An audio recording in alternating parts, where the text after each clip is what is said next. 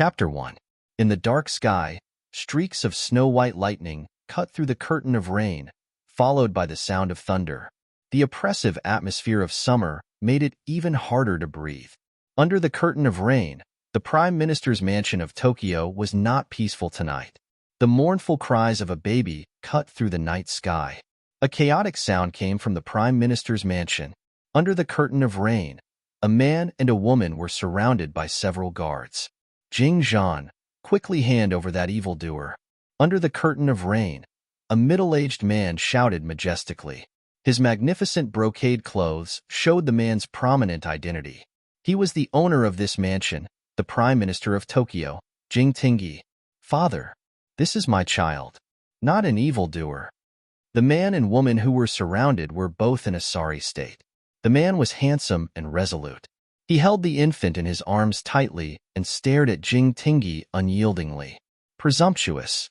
This child was born with different pupils. She's a fiend. Jing Tingi glared at him. What bullshit fiend? Grandmother is old, yet you believe her nonsense. You actually want to kill your own granddaughter.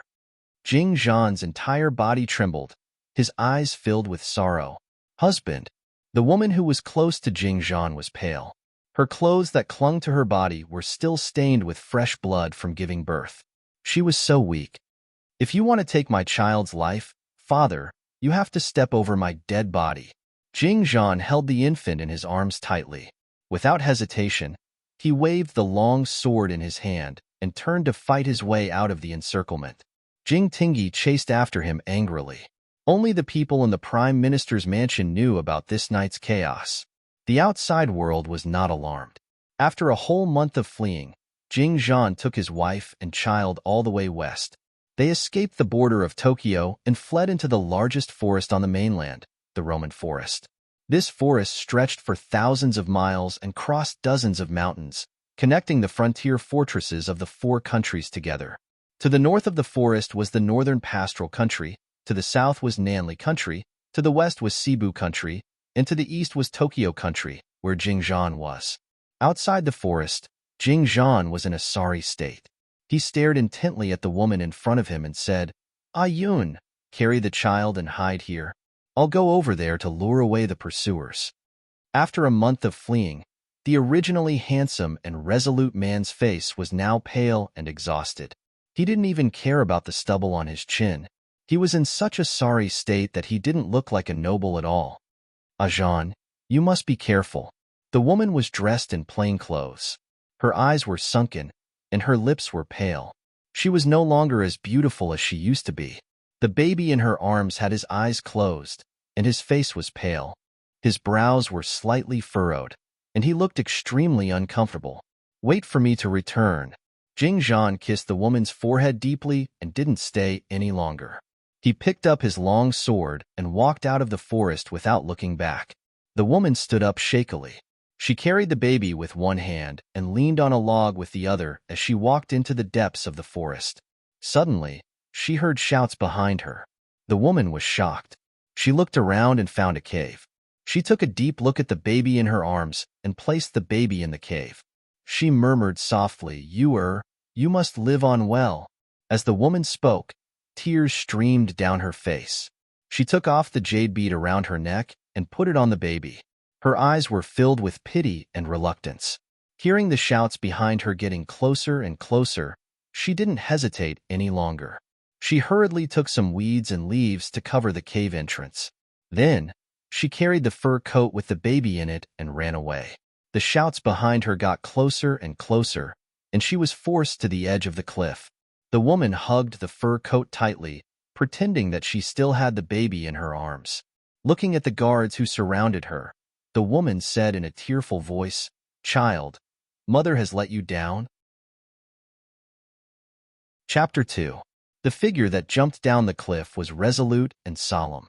As she turned around, her fluttering robe streaked across the horizon under the setting sun. The group of guards were shocked. They wanted to reach out and grab the woman, but it was already too late. The leader of the guards lay on the edge of the cliff and looked at the figure that disappeared in the blink of an eye. He only felt his heart tremble slightly. It was just a word, but it caused the family to be destroyed. What did this heroic woman do wrong? Eldest young master has already brought her back. Let's go back and report. The leader of the guards looked down at the misty valley below, shook his head, and turned around to leave. With the departure of the crowd, the forest regained its former tranquility. As night fell, the forest appeared particularly eerie and terrifying. Between the trees that were faintly discernible under the moonlight, a female wolf with gray fur walked out with her head held high. She seemed to be looking for something.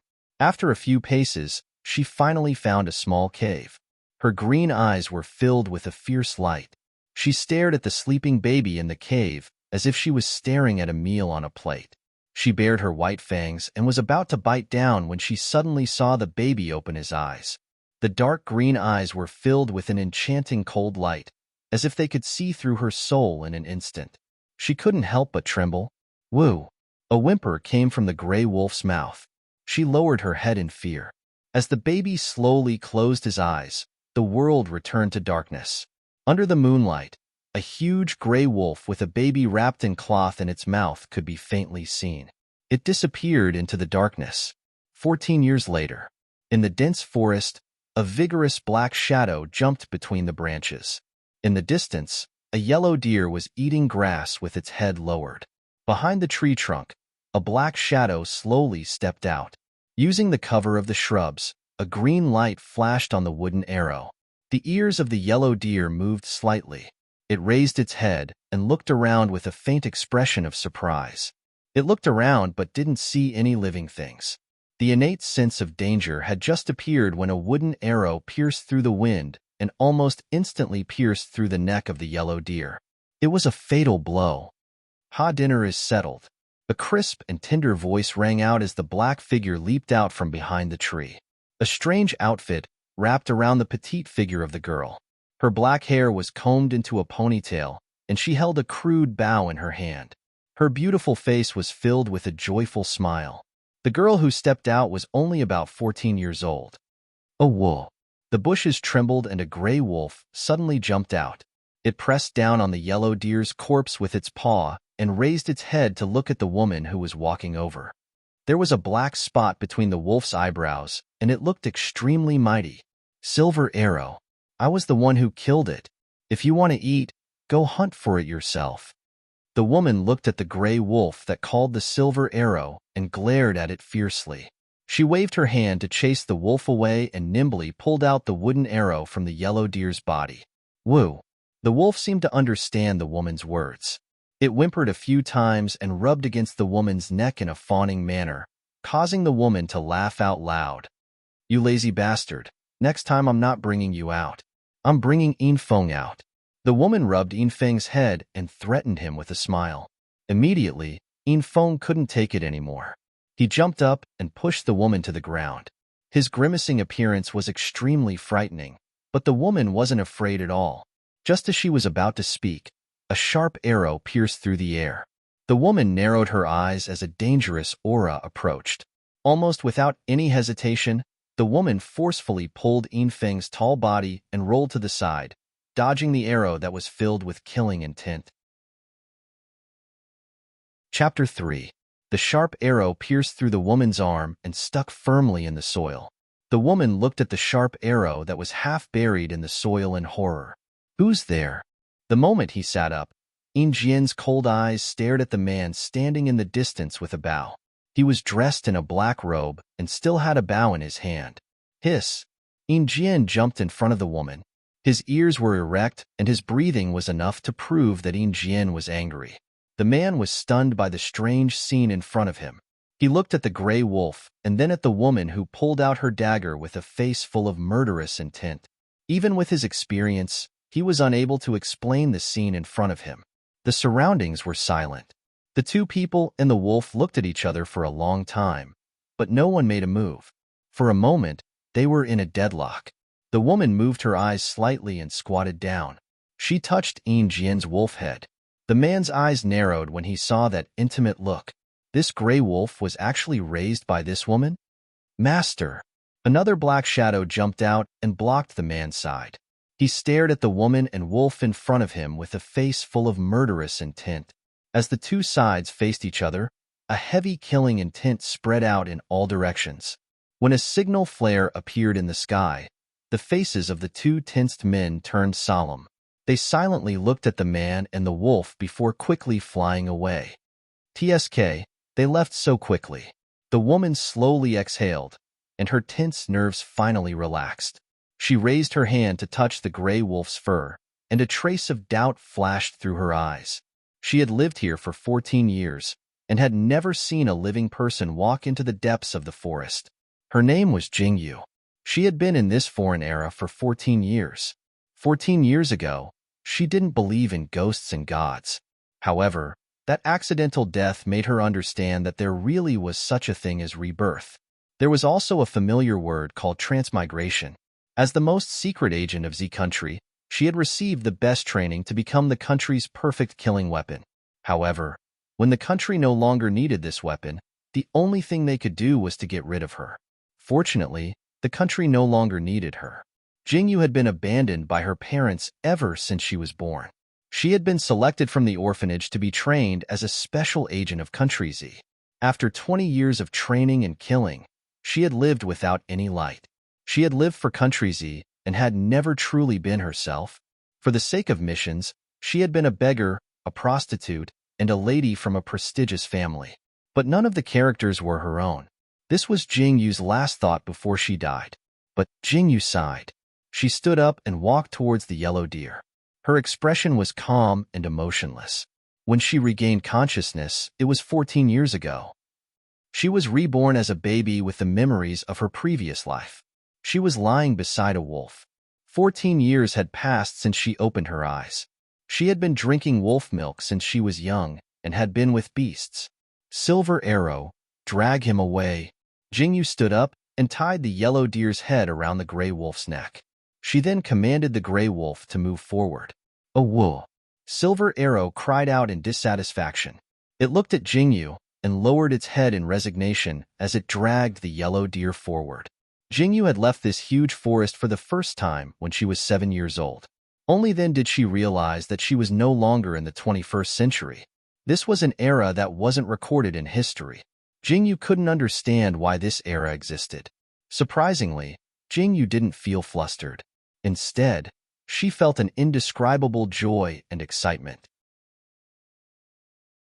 Chapter 4. Being reborn meant that she could finally live for herself. Jingyu grinned. She casually pulled a blade of grass from the side and bit it in her mouth.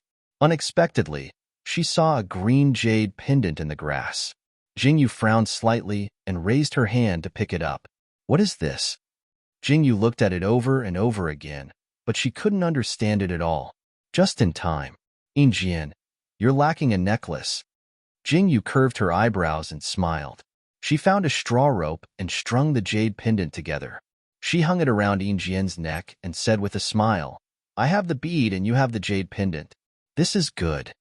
As Jingyu spoke, she touched the dark green bead hanging around her neck and smiled. She was reborn here, but she didn't know her name or identity.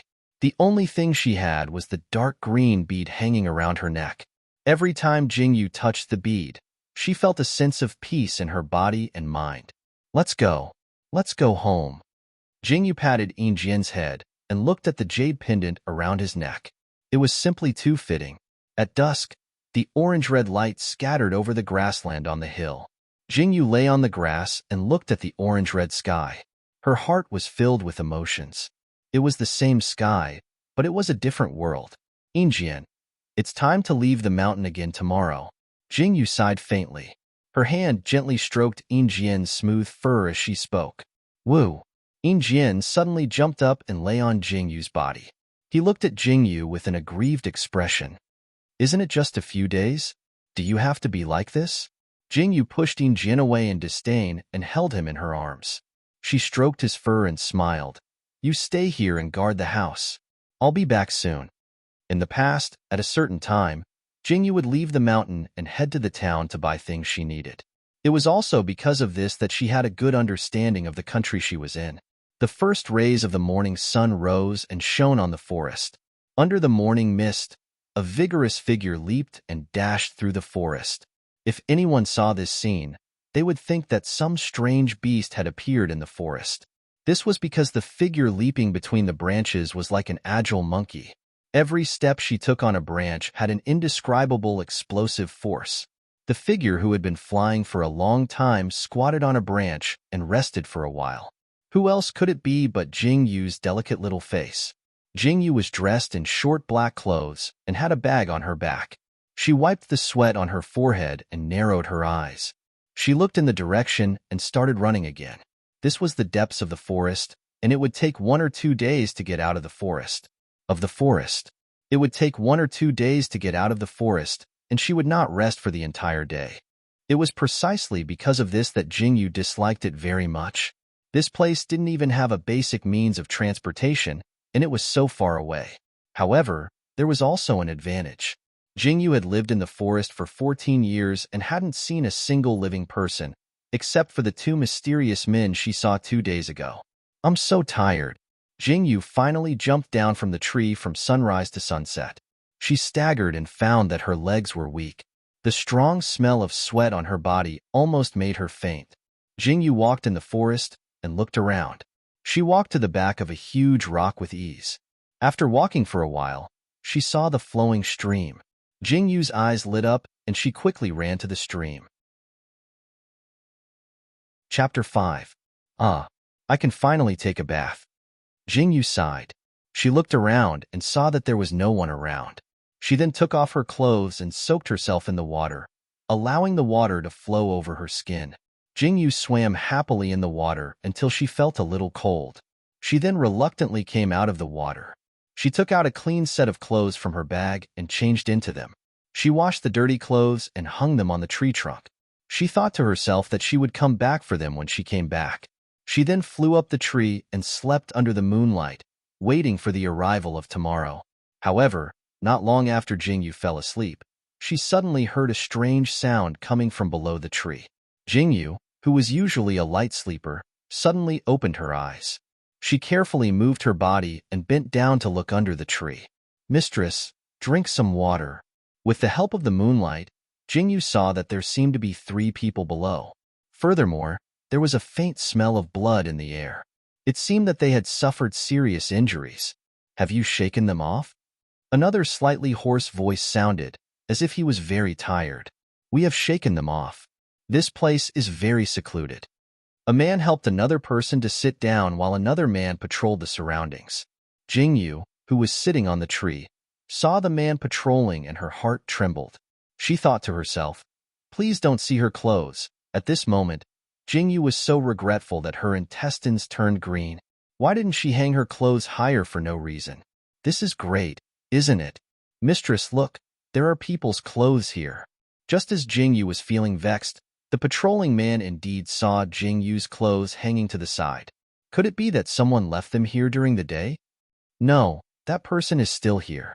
The expression of the person who was addressed as mistress immediately turned cold. He propped himself up and looked around. An indescribable tension spread. Jingyu tightly held her breath and didn't dare to make the slightest sound. Time seemed to freeze at this moment. Even the chirping of the insects disappeared. Jingyu's body tensed up and her breathing couldn't be any lighter. Just as Jingyu was feeling extremely nervous, a hissing sound suddenly came from the tree trunk on the other side. Jingyu's body stiffened. She looked up and saw a small snake moving around the tree branch. The hissing sound made Jingyu's hair stand on end. Jingyu wasn't afraid of the snake, but the sound it made while wriggling would definitely attract the attention of the people below. Caw. The small snake moved around the tree trunk toward Jingyu. It didn't know which branch it hit, but it made a crisp sound. Jingyu immediately felt a strong wind coming from below. The small snake's head was directly cut off. The moment Jingyu lowered her head, she met a pair of cold eyes. Oh no! Jingyu's body trembled. Without any hesitation, she jumped up and turned to dodge the flying dagger. She landed on another tree. Without stopping, Jingyu swung her arms and threw herself tens of meters away. She held her breath and jumped a few times, disappearing into the dark forest. "Xingyi, don't chase."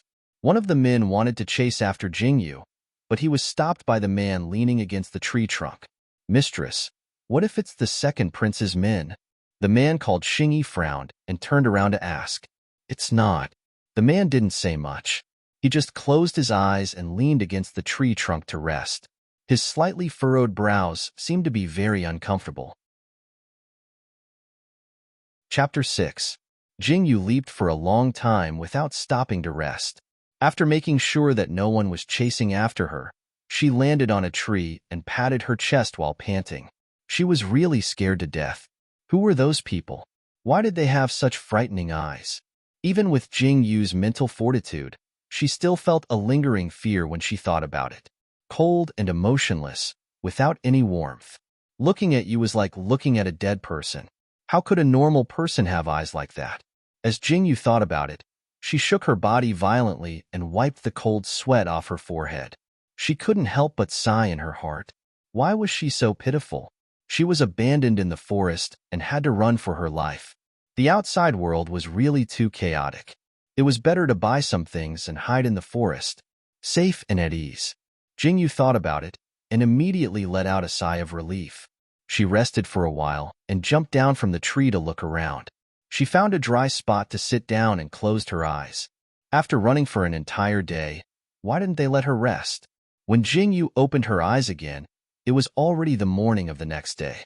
Jingyu stretched lazily. Fortunately, she had gotten enough sleep in the second half of the night. Otherwise, she probably wouldn't have been able to reach the town today. When it was close to noon, Jingyu finally reached the city gates as she wished. It wasn't easy. Jingyu wiped the sweat off her face and patted the dust off her clothes. She walked over to the city gates and slightly raised her eyes to glance at the notice and a portrait that was posted at the city gates. Jingyu's mouth twitched slightly. It definitely wasn't a problem with her eyes. It was definitely a problem with the person who drew this portrait. What the hell was that portrait? It didn't look like a human at all. Get out of the way, get out of the way. Ninth Imperial Uncle is here personally. No one is allowed to enter the city gate. Groups of horses galloped past, stirring up dust that made Jingyu, who was standing at the side, cough, cough, cough, cough. Damn it. So what if you have horses? Jingyu muttered and turned to walk towards the city gates. However, she was stopped by the guard who fiercely said, "Didn't you hear the notice? You can't enter the city now." What? Can't enter the city? Why? Jingyu asked with a frown. If you can't, then you can't. What's with all this nonsense? The guard at the city gate pushed Jingyu away in disdain and walked to the side to stop them from entering the city. Jingyu staggered as she was pushed by him. She glared at the soldier angrily and gritted her teeth unwillingly. What a vile servant. Why is the 9 emperors here? Jingyu walked to the side and found a stone to sit down. Just as she sat down, she heard the people beside her talking. She narrowed her eyes and listened carefully. I think he passed by here on his way back from Cebu. Who knows what happened? Jingyu frowned. The 9 emperors? Who's the 9 emperors? It's the 9th emperor's carriage. No wonder they have to clean up the city gates. The 9th emperor's is an incredible figure. It's said that anyone who touches the body of the 9th emperor's will die a horrible death. Jingyu couldn't help but cough when she heard this. Just a touch and people will die? What kind of stupid rule is this? Now that you mention it, I remember that the 9 emperors is going to choose a consort. I wonder which family's woman will be chosen this time. AI. Someone is going to die again. Jingyu's heart itched when she heard this. Why are they saying that someone is going to die again? With this thought, Jingyu turned around and asked the 2 aunties, "Aunties, you just said that the 9 emperors is going to choose a consort. Isn't that a joyous occasion? Why are you saying that someone is going to die again?" Jingyu swore to the heavens that she really didn't know. Chapter 7. Young lady, are you an outsider? The older woman on the left looked at Jingyu and asked, I've lived in the mountains since I was young and rarely come out, so I don't know." Jingyu scratched her head and said, "No wonder, that's the famous 9th emperors. This is already the 12th time that the 9th emperors are choosing a consort." The younger woman on the right moved closer to Jingyu and said, "Do you know what the results of the first 11 consort selections were?" "I don't know." Jingyu blinked and replied, "Dead, they're all dead." The auntie on the left took over and said, "That was a woman chosen by the 9th uncle." The day before the wedding, she died in her own room in various ways. It was as if she had been cursed by something terrible. Jingyu felt her hair stand on end. There was actually such a thing? Then, why do those young ladies still want to marry the ninth emperors? Isn't it fine if they don't marry? Jingyu curled her lips and said, "Sure enough, the women of ancient times were all so stupid. That's the ninth emperors we're talking about. One order from him is even more important than an imperial edict. Who would dare to go against it?" The woman on the right sighed and said, "Furthermore, who is the ninth emperors? Tokyo is the most handsome man in Tokyo. He has both power and influence. If he could really become the ninth imperial concubine, it would be like waking up from a dream with a smile." That's right, that's right. If I were 10 years younger, I would definitely marry the ninth emperors." Jingyu was stunned as she looked at the two women who were instantly infatuated. The corner of her mouth twitched and she silently walked to the side. She thought to herself, "These people are all crazy." Just as Jingyu was thinking about this, she suddenly thought of a very serious problem. If the city gates didn't allow her to enter, wouldn't that mean that she would have to stay outside for another day before she could return to the forest? That wouldn't do. She was worried about leaving Yinjian alone in the forest. Jingyu's eyes turned slightly as she thought about it. She looked at the tall city wall. How many floors did it have? Without any tools, she couldn't climb over even if she wanted to. Jingyu's gaze landed on the dog hole. When she saw the pile of filth beside the dog hole, she felt nauseous. "You want me to crawl into the dog hole to sniff those things? You'd better kill me all at once." After thinking about it, Jingyu suddenly realized that she really couldn't go in. "The ninth emperors is here. The ninth emperors is here." Amidst the shouts, Jingyu was vexed and conflicted. She raised her head slightly and saw a huge carriage slowly moving towards the city gates. The horses were all covered in armor, and the people sitting on the horses were dressed in pitch-black armor. Only their eyes were exposed. Jingyu looked at the sky indifferently. Under the scorching sun, she really wanted to ask them if they really didn't feel hot. Wait a minute. As Jingyu lowered her head, she suddenly saw a small dog crawling under the ninth emperor's carriage. She was instantly energized. Why didn't she think of that?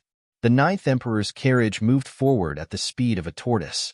The excited shouts of the surrounding citizens grew louder and louder. For the first time, Jingyu didn't feel that the sound was ear-piercing. Instead, she kept thinking in her heart, "Let the storm come fiercer." It would be best if no one noticed her. Jingyu's body was like a cat as she carefully shuttled through the crowd. She moved bit by bit. Then, at a certain moment, she pulled a person over to use as a shield. She suddenly did a somersault and used her hands to hang on to the wood under the carriage. She pressed her small body tightly against the bottom of the carriage. Chapter 8. Io. Who pushed me? The man who was being pulled by Jingyu suddenly staggered as he turned around and shouted.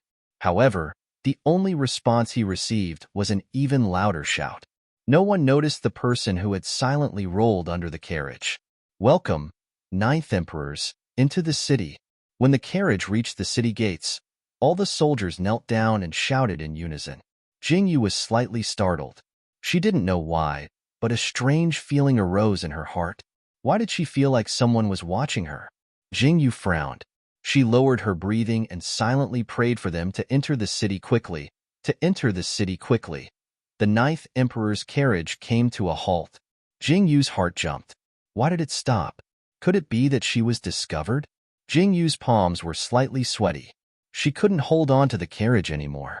If it didn't go faster, she wouldn't be able to hold on for much longer. The ninth emperors probably heard Jingyu's thoughts. The carriage finally began to slowly enter the city. Jingyu slowly heaved a sigh of relief. She instantly relaxed. Luckily, they had entered the city. Wait a minute. Heaved a sigh of relief? Jingyu's entire body turned cold. Before she could react, she suddenly felt an ice-cold murderous intent stabbing towards her head. Jingyu's body arched as she blinked. When she saw the sharp knife that was just a centimeter away from piercing her head, she immediately broke out in cold sweat. Oh no, she had been discovered. Oomph! An indifferent and disdainful snort sounded. Jingyu's face turned slightly pale. Just as she was about to let go of the carriage and roll off, she didn't expect the person sitting in the carriage to break the bottom of the carriage with his foot. His large hand suddenly grabbed Jingyu's neck. Cough. The strength of his grip was so great that Jingyu almost fainted. Where did this little doll come from? Jingyu's body was lifted up from the bottom of the car. At that moment, the car stopped. Cough, cough. Let go. Cough. Jingyu tried her best to break free from the hand that was strangling her neck. She tried her best to open her eyes, but she was met with a pair of familiar eyes. That pair of eyes. It's him. That night in the forest. Jingyu's heart trembled fiercely. She didn't even dare to look at the man's face. She kicked the man's chin with all her might. The man felt the pain and loosened his grip. Jingyu took this opportunity to slip under the car. Anger flashed across the man's face, and he reached out to grab her. Rip! The crisp sound of cloth tearing could be heard. The man stared blankly at the torn black cloth in his hand. His face was terrifyingly gloomy. Ninth Emperors, what's wrong? The soldier standing guard outside asked in surprise as he looked at the Ninth Emperors. Catch the assassin! Catch the assassin! However, just as he finished speaking, he heard a series of screams coming from behind the car. He was shocked to discover that the Ninth Emperor's chin was red and swollen. Look one more time and this king will gouge your eyes out. The man, who was dressed in an ink-black robe, slowly straightened his body. His eyes, which were as black as ink, flickered with intense anger.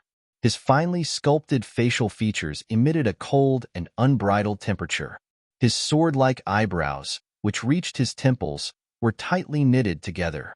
A 14 to 15-year-old girl, dressed in black. Her figure is petite. Catch her. The Ninth Emperor's cold voice carried a reckless arrogance. When the soldiers heard the Ninth Emperor's words, they immediately straightened their backs and responded in a loud and clear voice.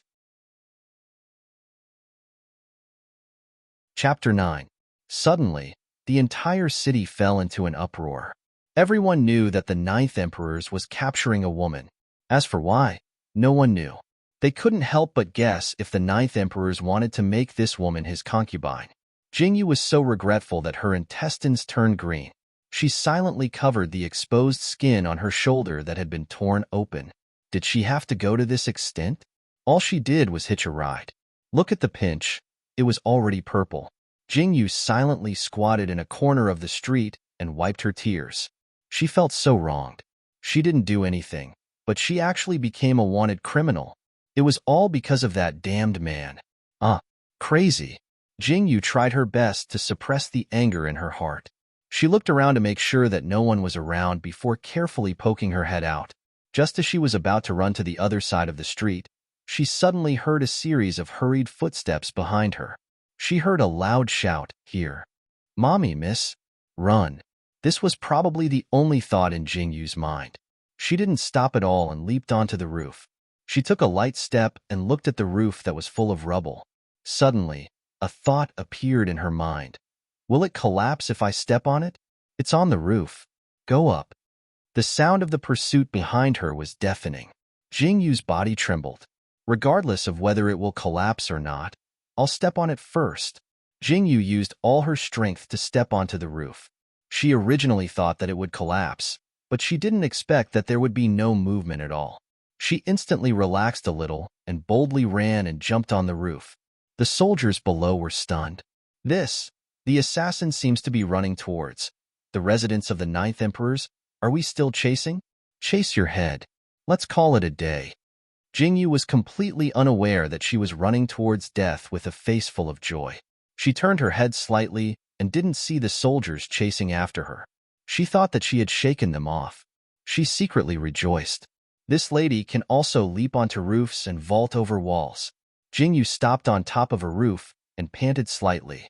She looked at the soldiers that she had shaken off and almost laughed out loud. Chase after them. Why don't you chase after him? If you have the ability, come up to the roof and chase after me. Jingyu panted as she sat on the roof. She wanted to rest for a while before continuing. Unexpectedly, when she sat down, the roof shook. Immediately, Jingyu didn't dare to move. Her heart trembled slightly. It can't be. It won't collapse even if I run. So how can it collapse when I'm sitting? Ah! Jingyu had just finished her sentence when the ground beneath her loosened. Jingyu's body abruptly came to a stop and fell. Plop. The warm water poured into Jingyu's mouth and nose. Jingyu felt her body flutter twice. She hurriedly stuck her head out and coughed violently. Why was she so unlucky? He actually fell into the pond? Wait a minute. This water, why is it hot? Jingyu turned her head mechanically and looked at the gorgeous man who was quietly leaning against the side of the pool without wearing a shirt. The way he silently stared at her made Jingyu shiver. Oh my God. I swear to the heavens. I really didn't do it on purpose. Jingyu simply wanted to cry. Why did she run to this person's roof and even collapse his roof? What was worse was that of all places to fall, she just had to fall into the pool. Woman, tell me how you want to die. A certain man calmly picked up a wine glass that was placed on the side of the wall. He silently glanced at the dust in the glass and his face instantly darkened. That can I die of old age? Jingyu slowly moved back and prepared for the next step of her escape. Chapter 10. Don't waste your energy. You may be able to escape from this mansion, but can you escape from this city? The man said coldly as he moved his body. Jingyu looked at the man's naked upper body and swallowed her saliva. This man's body was so good that it could explode. Lord, tell me, what do I have to do for you to let me go? I'm really not a bad person. I didn't do it on purpose. Jingyu sobbed painfully. She blinked her eyes and looked at the man in front of her as she pleaded. Turn around, the man said calmly as he looked at Jingyu. Let me go? Jingyu's body trembled as she said in surprise. Are you deaf? This king wants you to turn around. Jingyu's body trembled as she looked at the man's enviable body again and turned around. 15 minutes later, Jingyu blinked her eyes as she stood in the room with the broken roof. The ninth emperor was wrapped in a robe and sitting on a soft couch. The difference between the two of them made Jingyu go crazy with jealousy. Tell me, why did you follow this king? The ninth emperor slowly took a sip of tea and said, Follow? Jingyu blinked her eyes and said, I didn't. You didn't? Don't tell me you didn't follow him out of the forest. The ninth emperor coldly put down the teacup in his hand and narrowed his eyes as he stared at Jingyu. Forest? Jingyu paused for a moment before carefully looking at the ninth emperor. After a few comparisons, Jingyu suddenly thought of the man who suddenly appeared when she and Injian were hunting. Only now did she realize that the two of them looked very similar. That's not right. This is basically using a single person. You're thinking too much. I don't have that kind of hobby. Jingyu turned her head away and said, That's my territory. You're an intruder. The man laughed coldly. The disdain in his eyes was very obvious. He looked at Jingyu and said, Your territory? If you won't let me go because of this, you can rest assured. I have no interest in you. I don't have the ability to assassinate you, and I don't want to marry you. So, let me go. Jingyu blinked her eyes as she looked at the ninth emperor's. Marry me? Ninth uncle's heart jumped. It was like he had thought of something very interesting. He looked at Jingyu up and down. His eyes made Jingyu's hair stand on end. What kind of eyes were those? Why did she have a bad feeling about this? Ninth uncle stared at Jingyu for a while and suddenly shouted, Someone come here. Your subordinate is here. Announce to the world that this king's imperial concubine has been found, the ninth emperor said as he glanced at Jingyu. Yes. Ahaha. Congratulations. Congratulations. Can I leave now? Jingyu laughed dryly and walked towards the door. This king's imperial concubine. Where do you plan on going?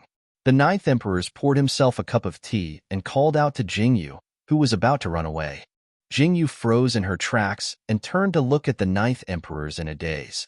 Me? Imperial concubine? Jingyu pointed at her nose and asked. A certain man nodded calmly. Yes. What? Did I agree? Jingyu was completely enraged. She clenched her fists tightly, as if she was going to punch this damned man to death in the next second. It's your honor to be this king's imperial concubine. The ninth emperor took a sip of tea and paused for a moment before saying, Or do you want to see a mountain on fire? Chapter 11. You. Jingyu's anger was stuck in her chest, and she couldn't let it out. This was a threat? A blatant threat? But this man's "what are you going to do about it" expression really made Jingyu's teeth itch. Fine. Imperial concubine. Right? If this old lady doesn't turn your mansion upside down, then my name isn't Jingyu. I can be your imperial concubine, but I have a condition. Jingyu proudly raised her chin and said. The ninth emperor's gaze turned slightly cold. The world was so big that nothing was too strange. Someone actually raised a condition to him. Speak. You are definitely not allowed to touch me. Jingyu stared into the ninth emperor's eyes and said word by word. Oh. The ninth emperor looked at Jingyu from head to toe. That uninterested expression on his face was a huge blow to Jingyu. What kind of expression was that? She still hadn't grown up yet. She was actually being disdained. Jingyu gloomily carried a pile of clothes into her room and changed out of her wet clothes. She was still feeling indignant about what had just happened, but when she looked at the clean clothes in her hands, she felt that this person wasn't too bad. At least he gave her clothes to wear. But why the hell did she marry herself off after leaving the mountains for a single trip? This didn't make sense. Young lady, master is looking for you. Jingyu had just finished changing her clothes when a person's voice sounded from outside. Jingyu slightly frowned and responded. She casually threw her clothes on the table and walked out. Let's go. Jingyu slightly pursed her lips and raised her head to look at the expressionless man in front of her. Along the way, this person didn't say a word. Jingyu raised her eyebrows and decided to speak up herself. Jingyu looked sideways at the person leading the way and asked, What's your name? This subordinate is Xing Yi, Master's secret guard. Xing Yi's body slightly stiffened, and then he lowered his head and replied, Then, what's your master's name? Jingyu blinked and looked at Xing Yi as she asked. When Jingyu said this, Xing Yi's eyes widened in disbelief. He looked at Jingyu as if he was looking at a monster. Xing Yi swore to the heavens that today's question was the scariest question he had ever heard in his life. There was actually someone who didn't know Master's name? That meant this person in front of him didn't know anything about Master? Xing Yi felt dizzy and then looked at Jingyu seriously and said, Master's name is Xiaojun. He is the current emperor's younger brother and also the current ninth emperor's. Xing Yi stared at Jingyu's face and saw Jingyu's eyes widen in shock. As expected, as long as someone knew Master's identity, they would have this expression. That means, your master is very rich? Jingyu's eyes suddenly lit up and she stared at Xing Yi with a burning gaze. Yes. Xing Yi lost his footing and almost fell. Looking at Jingyu's sparkling eyes, he silently turned his head. He felt that talking to Jingyu was a very bad decision. Jingyu heard Xing Yi's words and instantly became excited. She pondered in her heart. If that was the case, would all this money belong to her after she got married? Would she be able to conveniently take it away after she got divorced? With this thought, Jingyu suddenly quickened her pace and walked forward. Xing Yi also hurriedly followed Jingyu's footsteps. He didn't understand why Jingyu was suddenly so anxious. Chapter 12. Of course, Xiaochen wouldn't stay in the house that Jingyu had collapsed. Instead, he moved to another courtyard. This was what Jingyu couldn't stand the most. Why did he build such a huge courtyard? Didn't he know that it would take a long time to walk to a house? It seemed like she would have to bring a horse here in the future to save on walking. While Jingyu was lost in her thoughts, she suddenly saw a figure running over from afar. The figure paused in front of Xing Yi and whispered something into Xing Yi's ear. Jingyu blinked her eyes and stared at the two of them. She seemed to have heard that person mention the second prince. That night in the dense forest, he seemed to have mentioned it too. Miss Jingyu, this subordinate still has something to do. Walk straight through the courtyard and the first house you see is the master's. Xing Yi turned around and said to Jingyu. All right, I got it. You can go. Jingyu pouted and waved her hand nonchalantly. She looked like she understood and turned around to leave. Xing Yi stood in the same spot and frowned. He had a bad premonition. The people beside him urged him on, but Xing Yi didn't care. Jingyu followed Xing Yi's directions and walked forward. She blinked her eyes and looked at the magnificent house in front of her. She sighed in her heart and raised her head to look at the yellowish-brown rubble. Her heart skipped a beat. If the rubble just now was this roof, it wouldn't have collapsed so easily, right? Sigh, this is fate. Jingyu sighed and didn't think anymore. She raised her hand and pushed open the tightly shut door. She called out, Xiao Chun, why did you call me over? However, when Jingyu took a step in, she was stunned by the scene in front of her. That figure made Jingyu almost have a nosebleed. This was too explosive. Woman, how long do you plan to watch? Xiao Chen's body stiffened for a moment before he turned to look at the blushing woman with a cold face. His heart skipped a beat. Was this person shy? Cough, cough. That. Jingyu really wanted to leave, but why was her rationality telling her to watch a little longer? Come here. While Jingyu was lost in her thoughts, she heard Xiao Chen's voice. Jingyu was slightly stunned. She pointed to her nose and asked, You're calling me? Is there a second person here? Xiao Chen frowned as he looked at Jingyu. The displeasure in his eyes was obvious. Jingyu coughed and looked around calmly. Sure enough, there was no one else. Xiao Chen's face darkened when he saw Jingyu's actions. Why did he feel like he had found a very stupid woman to be his imperial concubine? What's the matter? Jingyu walked over to Xiao Chen and asked. Hearing her extremely casual tone, Xiao Chen's face darkened even more. Apply medicine. Xiao Chen pointed at the ointment on the table and turned the other side of his body. Jingyu saw that there was a deep scar that extended from his armpit to his waist. It was bright red and showed signs of inflammation. Tisk. It hurts. Jingyu looked at the scar on Xiao Chen's body and shivered. She really didn't know what had happened to this person. Just looking at him made her feel pain. Xiao Chen was slightly stunned when he heard Jingyu's words. He looked at Jingyu strangely. Did she just say that out of concern for him?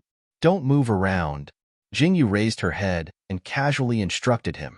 She took the ointment from the side and smelled it. She muttered, What the hell is this? Chapter 13. A Miraculous Elixir. Xiao Chun replied indifferently. Jingyu curled her lips in disdain and said, I only know how to trick uncultured people like you. Who knows if this stuff will rot your wounds? When Jingyu finished speaking, Xiao Chen furrowed his brows in hatred. Therefore, this so-called best medical ointment in Miracle Medical Valley looked like this in her eyes. Apply the ointment. Xiao Chen turned his head and didn't say much, only spitting out two simple words. Jingyu silently applied the ointment for Xiao Chen. She reached out and carefully applied the ointment onto Xiao Chen's wounds. Xiao Chen originally bent over and allowed Jingyu to apply the ointment. However, when Jingyu's slightly cold fingertips touched Xiao Chen's back, Xiao Chen's body suddenly stiffened and he slowly straightened his back. Jingyu looked at Xiao Chen's actions and felt her hand withdraw. She blinked and asked, Does it hurt? When she spoke, her breath spilled onto Xiao Chen's back. Xiao Chen's expression changed slightly and he closed his eyes without saying a word. He looked like he was asleep. Jingyu blinked and continued applying the ointment. She said, I'll be gentle. It'll be done soon. If it hurts, you have to say it. Jingyu muttered and her breath became even more unrestrained.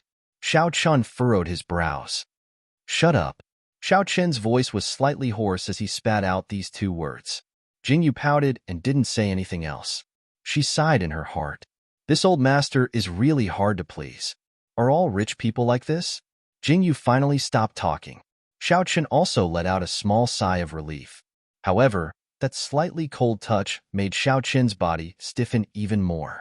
In the past, when he applied the ointment, he didn't feel anything. Now that Jingyu was applying the ointment, he actually felt a strange sensation. She was so close to his back that he could feel her breath on it. There was no pain. In fact, it was very comfortable, just like a gentle feeling. When Xiao Chen thought of this, his pupils suddenly shrank and his hands unnaturally clenched into fists. It's done. Jingyu finally finished applying the ointment on the long scar and was looking for a bandage to bandage it for Xiao Chen. However, when she looked up, her eyes met Xiao Chen's dark and deep eyes. The expression in his eyes made Jingyu's heart tremble. What is this expression? Is there something on my face? Jingyu touched her cheek and looked at Xiao Chen as she asked. Jingyu had just finished her question when her hand was suddenly grabbed by Xiao Qian. Before she could cry out in alarm, her entire body fell into Xiao Qin's embrace. Oh! When their lips touched, Jingyu's mind went blank. Jingyu's fingers slightly tightened. Finally, she found a trace of rationality and pushed Xiao Qin away. She took in large mouthfuls of fresh air and stared at Xiao Qin with a strange expression. You actually pushed me away?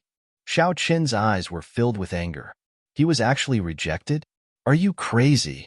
Jingyu suddenly ran out of Xiao Qin's embrace. She wiped her lips and stared at Xiao Qin as she said, Didn't I say before? You are not allowed to touch me. What were you doing just now? The website is being cleaned. It is said that other than holding hands, there is nothing else, not even meat soup. This chapter has been revised. Please forgive me. Please continue to support me.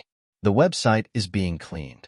It is said that other than holding hands, there is nothing else, not even meat soup. This chapter has been revised. Please forgive me. Please continue to support me.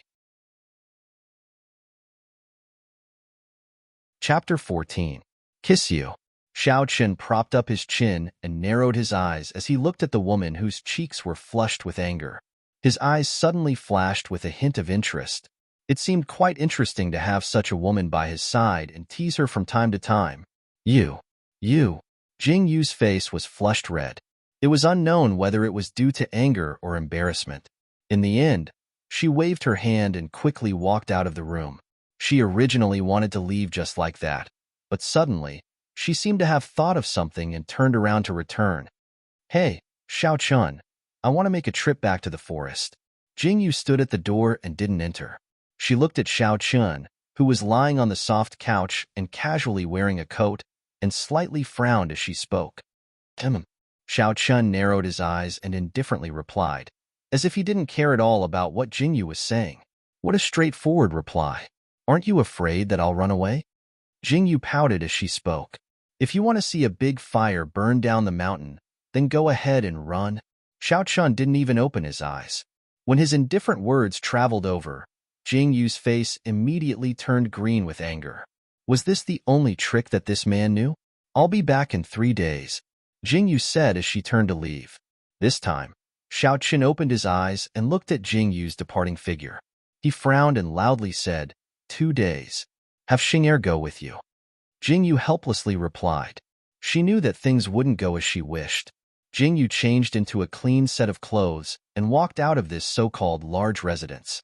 Immediately, she received everyone's attention, including the guards guarding the door and passers-by.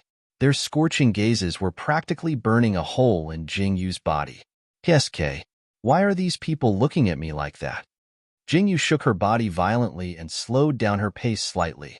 She tilted her head to look at Second Xing, who had a wooden face beside her, and asked. Second Xing had an expressionless poker face as he followed Jingyu silently. When he heard Jingyu's question, he paused for a moment before turning his head to look at Jingyu. He then turned his head to stare at a wooden plaque at the side. Jingyu's eyes hurt when she saw the words "Notice" written on it. She hurriedly walked over. When she saw what was written on it, Jingyu's face immediately darkened. She stared intently at the portrait attached at the bottom. For the first time, she began to doubt her own appearance. I look like this? The corners of Jingyu's mouth twitched violently. She looked at herself as if she was looking at an abstract ghost. When Xing'er heard Jingyu's question, he looked at the portrait seriously and nodded silently. You're blind. Treat it as soon as possible. Jingyu's face darkened as she glared at Xing'er. She strode to the side of a horse and stared at it with a slight frown. Xing'er was slightly taken aback.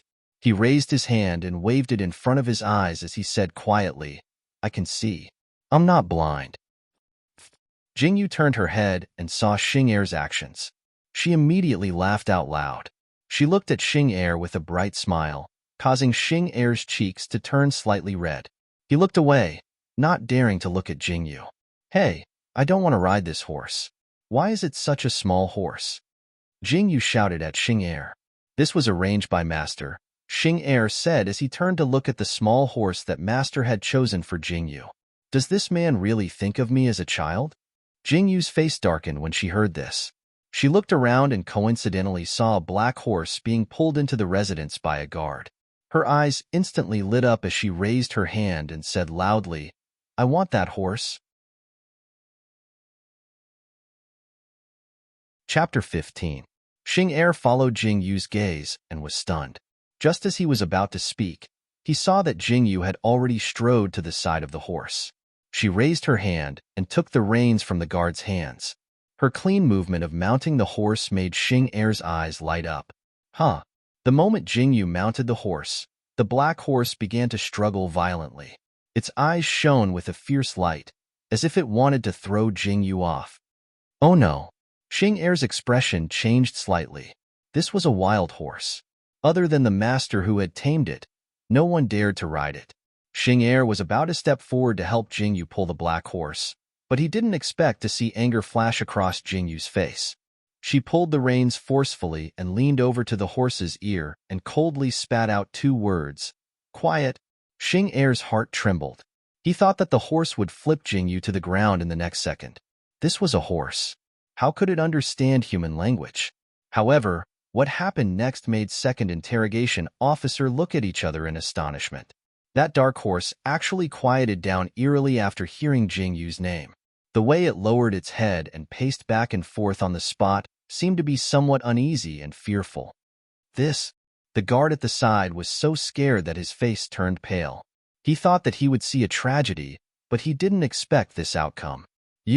How did you do it? Xing Er stood beside the black horse. He wanted to reach out and touch the horse to see if it had changed. However, before he could touch it, the black horse tilted its head and dodged. Xing Er was sure that it wasn't the black horse that had changed. It was Jing Yu. What's wrong with me? Jing Yu blinked her eyes in confusion. She then happily stroked the horse's fur and said, "This little black horse is so obedient. It will follow me from now on." Obedient? Xing Er's face twitched violently as he watched the black horse move in an ingratiating manner. He suddenly felt that he couldn't accept it. Finally, under Jing Yu's urging, he followed Jing Yu out of the city gate and into the forest. She tamed a fierce horse with just 2 words. Xiao Chun, dressed in an ink-black robe, sat upright on the high seat, playing with an exquisite wine cup in his hand. His eyes were slightly narrowed, flashing with interest. Yes. One of the black-robed guards who was bowing in front of Xiao Chun lowered his head. When he spoke, one could faintly see the shock in his eyes. Interesting. The corners of Xiao Chun's lips curled up slightly. He suddenly recalled the gray wolf that stayed by Jing Yu's side when she was in the forest. Could it be that this woman really lived in the forest and had a special ability to tame animals? Have you found out her identity? Xiao Chun turned to look at the black-robed man and asked. No, the imperial concubine's background is a blank. If we want to find out, it may take some time. The black-robed man spoke carefully. He raised his eyes to glance at his master, afraid that his master would be unhappy and kill him. Go and investigate. Xiao Chen's face revealed a faint displeasure as he coldly ordered. Yes. The black-robed man's heart suddenly trembled. He bowed and immediately left the room. In his heart, he was panicking. It's over. It's over. Master is unhappy. Jing Yu and Xing Er headed into the dense forest. Jing Yu couldn't help but sigh. If she had known that riding a horse was so convenient, she would have raised a fine horse. Then, she wouldn't have had to run around in the trees tirelessly. Chapter 16. Imperial Concubine. Eat something. Xing Er handed over the dry food in his hand. Cough, cough, cough. What did you just call me? Jing Yu had just drunk the water in her mouth, but before she could swallow it, she suddenly heard Xing Er call her. She immediately coughed violently, and her cheeks flushed red. Imperial Concubine.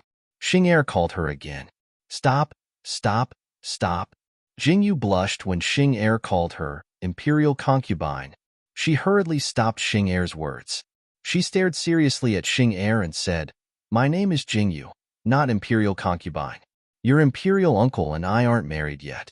No, we aren't married yet, so you can't call me Imperial Concubine. Jing Yu began to educate Xing Er with sincere and heartfelt words. Xing'er listened with furrowed brows. Master has already announced to the world that regardless of whether you are married or not, you will always be imperial concubine unless you are dead. Xing'er also looked very seriously at Jingyu as he spoke. Jingyu's breathing paused slightly. She was suddenly choked by Xing'er's words and couldn't say anything. Jingyu racked her brains to think of something to say to change Xing'er's mind. Just as she was thinking, she suddenly heard a slight sound beside her ear. Her sharp eyes scanned the surroundings. Xing'er obviously also noticed the abnormality. He slowly pulled out the long sword in his hand and looked around vigilantly. Whoosh, a black shadow quickly swept through the grass. Jingyu's entire body tensed up. She slightly tilted her body and slowly looked around. Just as she was about to move, she suddenly felt a cold, murderous intent coming towards her back. Jingyu's expression changed slightly. She immediately bent down and did the first roll. The dagger stuck in her boot flew out without hesitation. Ah! A muffled groan was heard. Jingyu saw the black figure hiding behind the tree trunk in the forest move backwards, and the tree branches trembled slightly. Jingyu stared with wide eyes at the sudden appearance of countless black-clothed people and sucked in a breath of cold air. Imperial concubine, leave now? Xing'er was so frightened by this series of actions that his body trembled slightly. When he saw that Jingyu had not only dodged the arrow, but also injured the opponent, his eyes lit up. Damn it, who are these people? A look of anger flashed across Jingyu's face. She suddenly mounted her horse and galloped into the depths of the forest. It's the second prince's men. Xing'er looked at the black-clothed people chasing after them. His expression changed slightly, and he took the time to speak to Jingyu. Why is it the second prince again? Jingyu was speechless. Did she have a grudge against this person? The second prince wants to get rid of Imperial Uncle. Imperial concubine, you are one of Imperial Uncle's people. Naturally, the second prince will not let you go. Xing'er calmly explained. So it's all because of that damned man, Xiao Chun. Hearing Second Xing's words, Jingyu was instantly enraged. No wonder she felt that she had been so unlucky recently. It turned out that he was the one who had caused all this trouble. Jingyu looked at the darkening sky and urged her horse on. Many birds in the depths of the forest were startled by the horse's galloping. Jingyu's expression became serious. She put 2 fingers to her mouth and blew a hurried whistle. Xing'er looked at Jingyu's actions with confusion in his eyes. Get ready to go all out. Jingyu's eyes flickered and her lips curled into a faint smile. She turned her head and spoke to Xing'er. Xing'er was silent for a moment. He finally understood what Jingyu meant. Was Jingyu going to fight head-on? Chapter 17. Just as Xing'er was about to speak and tell Jingyu to run first while he blocked the black-clothed men, he suddenly realized that something was charging towards them from the dense forest ahead. Could it be that they had alarmed some ferocious beast? This was bad. There was a wolf in front and a tiger behind. They couldn't escape even if they wanted to. A woo! A clear wolf howl sounded. Xing'er's expression became even more unsightly. Just as he was about to turn his head to speak to Jingyu, he discovered that Jingyu's face revealed a pleasantly surprised smile. Smile? Was this the time to smile? Silver arrow, silver wind.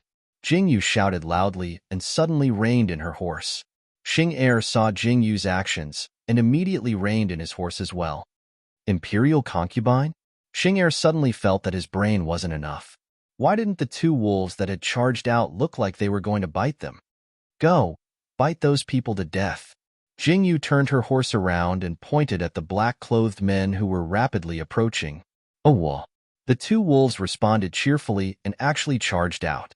The ferocious wolves bared their fangs and brandished their claws and directly pushed the black-clothed men to the ground. Jingyu bent down and pulled out a sharp arrow from the side of her horse. Jingyu licked the corner of her mouth slightly and turned her head to look at Xing'er, who was completely dumbfounded, and asked, "Do you want to see what is called a massacre?" Xing'er didn't know how to react to the shock in his heart at this moment. He swallowed hard and looked at Jingyu's figure that rapidly charged into the black-clothed men. His heart was violently trembling as he looked at Jingyu's clean and efficient method of killing. Xing'er finally understood that his master's imperial concubine wasn't an ordinary person. That piercingly cold, murderous aura was merciless. Deep in the night, Second Interrogation Officer drew his sword and joined the battle. Coincidentally, he seemed to see a pair of emerald eyes flash past Jing Yu's spinning head. He was so shocked that he slowed down his movements and was almost stabbed. When Xing steadied himself and looked again, he didn't see anything. His heart relaxed slightly. It seemed that he was overthinking. He turned his head to look at the two gray wolves that were biting the black-clothed men. Those dark green eyes were filled with ferocity. His hands suddenly trembled. Wild beasts. Obedient wild beasts. Suddenly, Xing was filled with curiosity towards this mysterious person, Jing Yu. This imperial concubine was too different from the previous ones. Clang! A sharp arrow flew over from afar. The black-clothed man who was holding a knife had his chest pierced by the arrow. Jing Yu was in the midst of killing when she suddenly saw this change. She raised her head slightly and saw Shao Chun slowly putting away his bow and riding his horse over. "Master is here." Xing eyes lit up. Retreat. The black-clothed men wanted to retreat when they saw that the situation wasn't good. However, Jing Yu wouldn't give them the chance. Silver arrow. Jing Yu's expression turned slightly cold. She called out, and the silver arrow bit off the throat of the black-clothed man at her feet. Her figure shot out explosively, directly blocking the path of the other three black-clothed men. Yin Feng naturally wasn't willing to fall behind and blocked the other path. The two tall gray wolves opened their bloody mouths and bared their fangs at you. Anyone who saw this would turn pale with fright. The remaining 3 or 4 black-clothed men naturally didn't dare to move, afraid that they would be swallowed by these two wolves. Shao Chun rode his horse to Jing Yu's side. Looking at Jing Yu's face covered in blood and her blinking eyes, he didn't know why his heart suddenly trembled. He thought that he would only see another tragedy after risking his life to rush over. Chapter 18. The imperial concubine that he had just decided on yesterday was going to be buried today. However, he didn't expect to see an earth-shattering battle from afar. That small and thin figure walked through the crowd without any restraint. The cooperation between the man and the wolf was so close that it was as if they had practiced it dozens of times. Xing stood to the side like an outsider. At that moment, Shao Qin's heart couldn't help but skip a beat. He had once said that a woman who could stand shoulder to shoulder with him definitely wasn't one of those so-called noble young ladies in the capital. He originally thought that he would never meet the woman in his heart, but today, he seemed to have met her. So dirty. The corner of Shao Qin's mouth curved slightly. He looked at Jing Yu with eyes full of disdain. Jing Yu was slightly stunned. Then, anger rose on her face. She had risked her life to kill people, but she was actually disdained? Just who was it that had provoked this person? Get down. Jing Yu angrily walked to Shao Qin's horse and glared at him as she spoke. No. Shao Chun turned his head. Did this woman just order him? Shao Qin frowned. Just as this thought appeared in his mind, he suddenly felt the horse beneath him kneel down with a plop. His arm was suddenly grabbed. Before he could react, Jing Yu had pulled him off the horse's back. You. Shao Chun fell to the ground in shock. He watched as Jing Yu fiercely pressed down on the horse's head. The horse that was considered the fiercest in the stable didn't even dare to make a sound under Jing Yu's hands. It obediently lowered its head and didn't move. Humph. Jing Yu looked at Shao Chun with her hands on her hips. She narrowed her eyes and said, I'm dirty? Dirty. Shao Chun nodded as he spoke. Damn it. I'll let you despise me for being dirty. Jing Yu screamed and pounced on Shao Chun. She wiped the blood on her hands onto Shao Qin's clean robes and rubbed the blood on her face onto Shao Qin's chest. Dirty. Dirty to death. Jing Yu rubbed against him vigorously as she cursed under her breath. Who did this to me? If I didn't have some skills, I would have been chopped into pieces. How dare they complain that I'm dirty? Shao Qin's face grew darker and darker. He looked at the woman who was doing whatever she wanted to him. He should have been disgusted, but somehow, he couldn't get angry. Instead, he felt that Jing Yu's angry look was extremely cute. But in front of his subordinates, have you had enough? Shao Chun grabbed Jing Yu's hand and said with a gloomy face, Ha ha ha, this is great. You're dirty too. Jingyu looked at Xiao Chun, who was covered in mud and blood, and suddenly laughed happily. Xingyi, who came with Xiao Chun, stared at this strange scene with his eyes wide open. He rubbed his eyes hard a few times before he realized that his eyes weren't playing tricks on him. Xing, who was standing at the side, silently turned his back and acted as if he didn't see anything. He couldn't bear to look at his master who lost his composure like this. Enough. Jingyu responded honestly and was about to get off Xiao Qin's body. Then it's my turn. Jingyu was stunned. Before she could react, she was suddenly pulled into Xiao Qin's embrace and their lips touched. You. Jingyu gasped for fresh air and stared at Xiao Chun, who had a smug look on his face. The website is being cleaned. It is said that other than holding hands, there can't be anything else, not even meat soup. This chapter has been revised. I hope all the readers will forgive me. I hope all of you can continue to support me.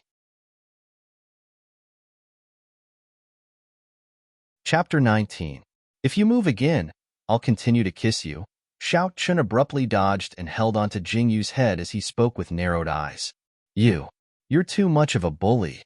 Jingyu fiercely pushed Xiao Chun away and angrily stood up.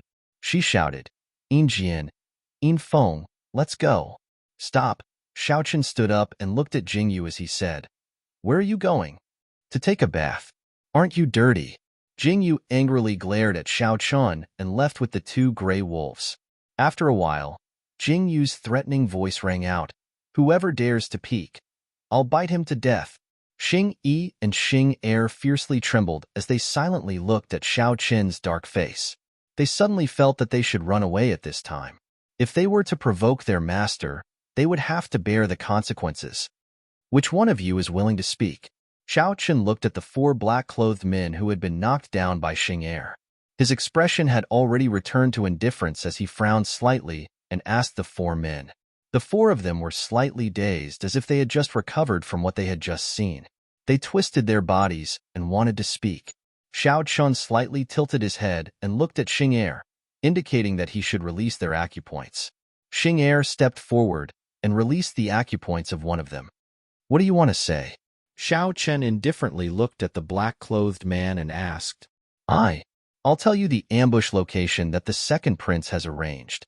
The black-clothed man fiercely swallowed a mouthful of saliva and said, When the other three men who had their acupoints sealed heard this, they immediately revealed angry expressions. They twisted their bodies as if they wanted to stop the black-clothed man from speaking. Speak.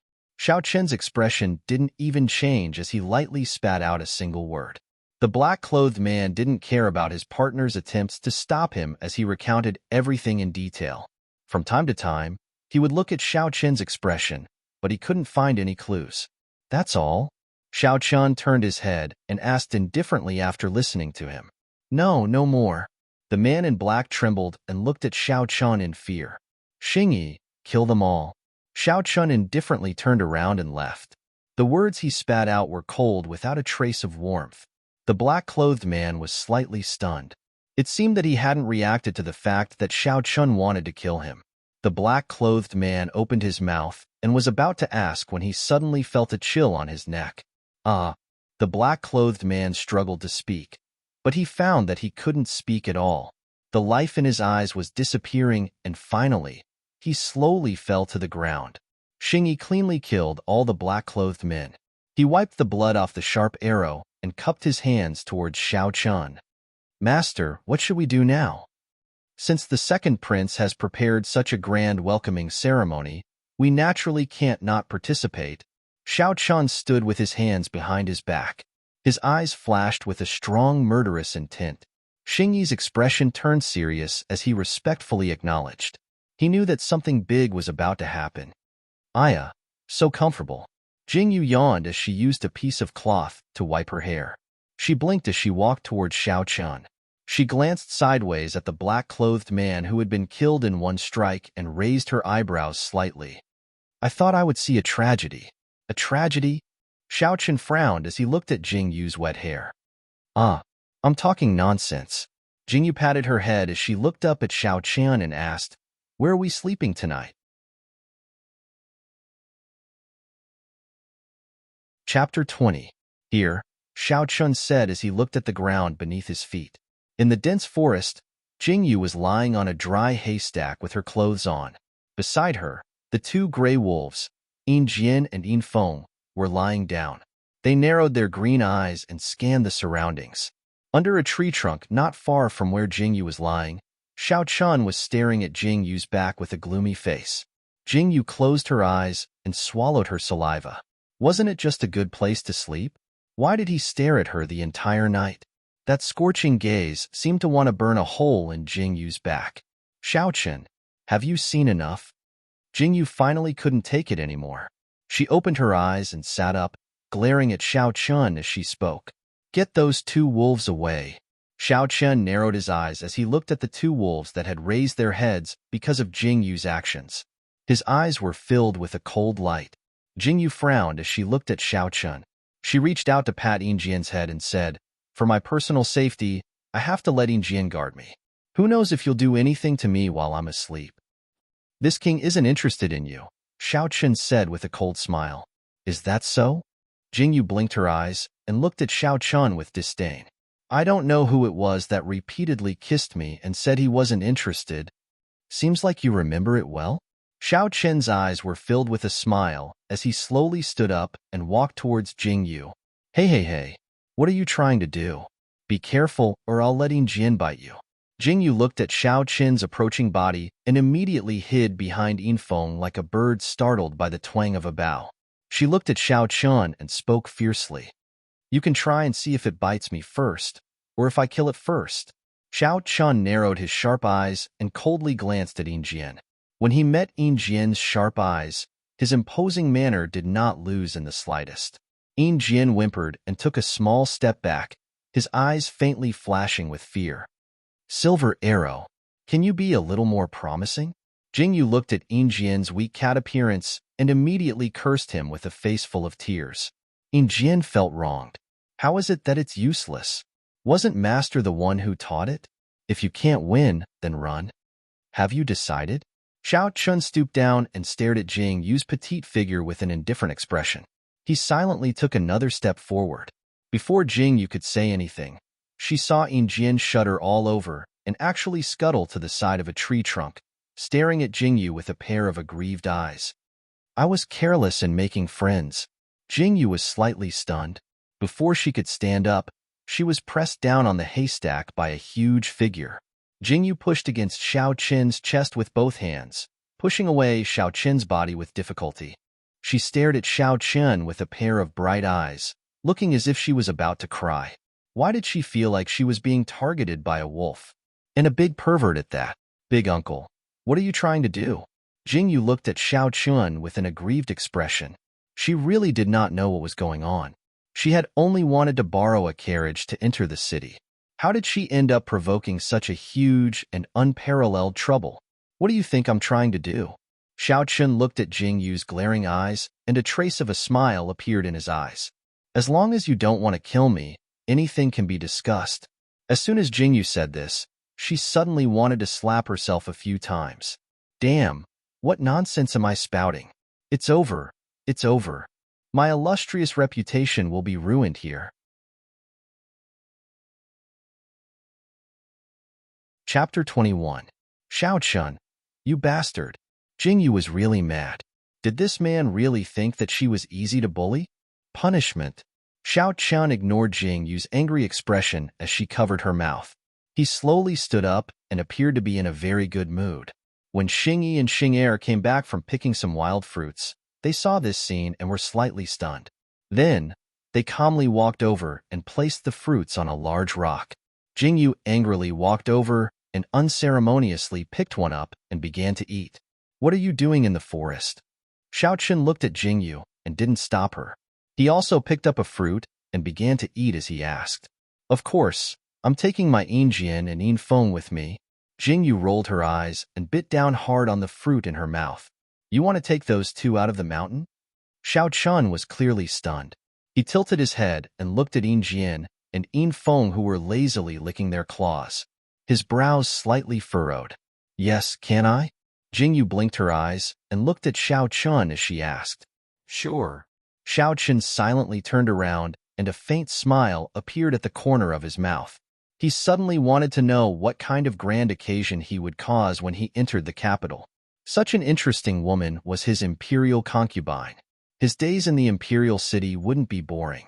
Jingyu, Xiao Chen, and the others returned to the forest border town. After a short rest, they headed in the direction of the capital. Jingyu was very excited along the way.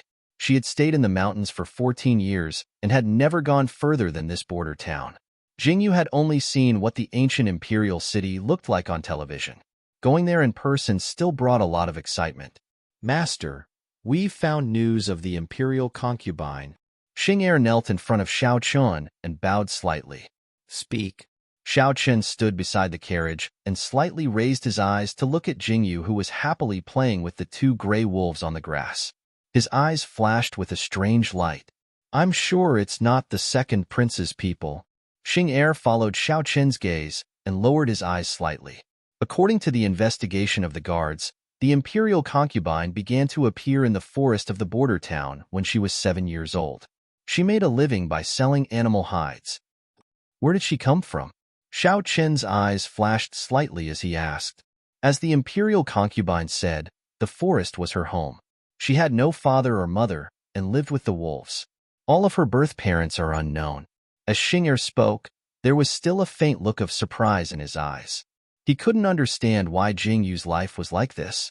He had originally thought that Jingyu had randomly made up this story. He didn't expect it to be true.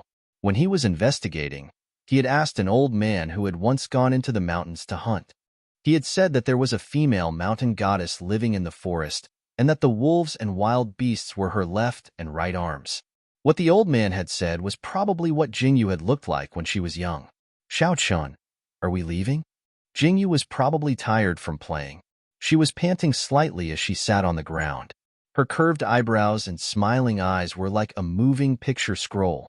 The sparkling and translucent pearls under the sunlight were so beautiful. You can leave first. Xiao Chen waved his hand at Xing'er and walked towards Jingyu. What's wrong? Jingyu stood up and blinked as she looked at Xiao Chen, who was approaching her, and asked in confusion, You're called Jingyu? Who gave you that name? Xiao Chen silently stared at Jingyu for a moment before asking lightly, Myself. Jingyu paused and then said with a smile. Xiao Chen silently stared at Jingyu for a moment. Finally, he turned and left, saying coldly, Let's go.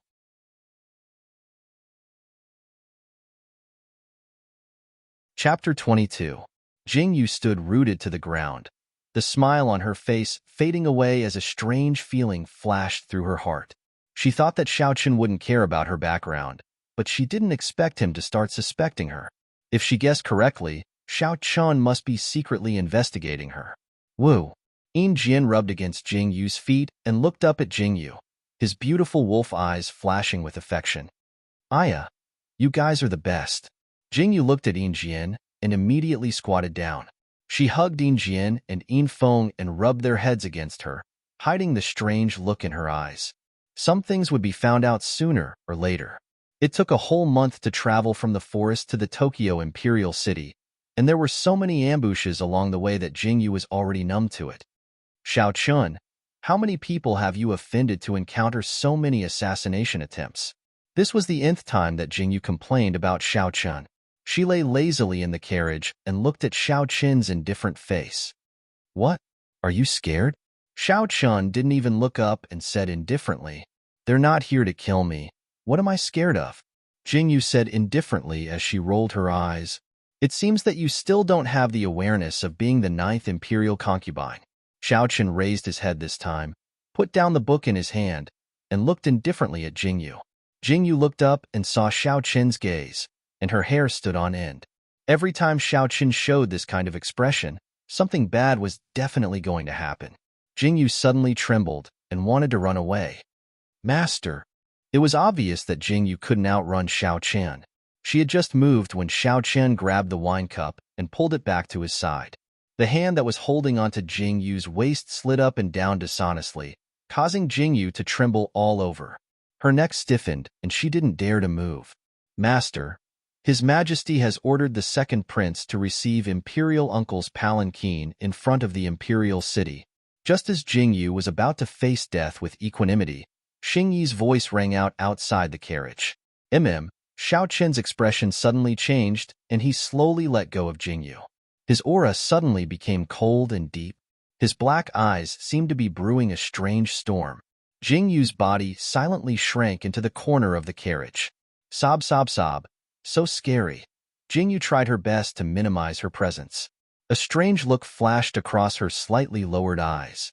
It was the second prince again. It seemed that this person was Xiao Qin's enemy. But one was Imperial Uncle and the other was a prince. How could they be enemies? There wasn't a fight for the throne. Wait a minute. Could it be? Xiao Qin wanted to usurp the throne? What are you thinking? Jingyu suddenly heard Xiao Qin's voice while she was still in shock. Jingyu was so shocked that she almost jumped up. She looked at Xiao Qin, who had already recovered, and patted her chest. Can you not come so close every time? You scared me to death. Jingyu glared angrily at Xiao Qin. I scared you? Xiao Qin's face darkened. Did she just say that he was scared? Have we reached the Imperial City yet? I'm going to get moldy from sitting in the carriage. Jingyu stretched lazily and pouted her lips as she complained to Xiao Qin. Soon, Xiao Qin sat up straight and calmly replied. They arrived at the Imperial City in the afternoon. Even though they hadn't entered the Imperial City, Jingyu could already hear the clamor. She couldn't help but secretly lift a corner of the carriage curtain and look outside. She saw countless soldiers lined up in 2 rows, keeping the commoners outside. Chapter 23. What's going on? Jingyu blinked her eyes in confusion.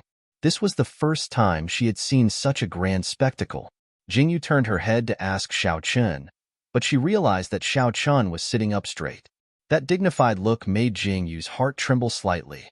She suddenly recalled the first time she had met Xiao Qin. Xiao Qin had given her the same feeling. Your subjects respectfully welcome the 9th Emperors back to the palace. The deafening cheers outside the sedan caused Jingyu's heart to tremble slightly. She looked at the figure who had lifted the curtains and stepped out of the sedan.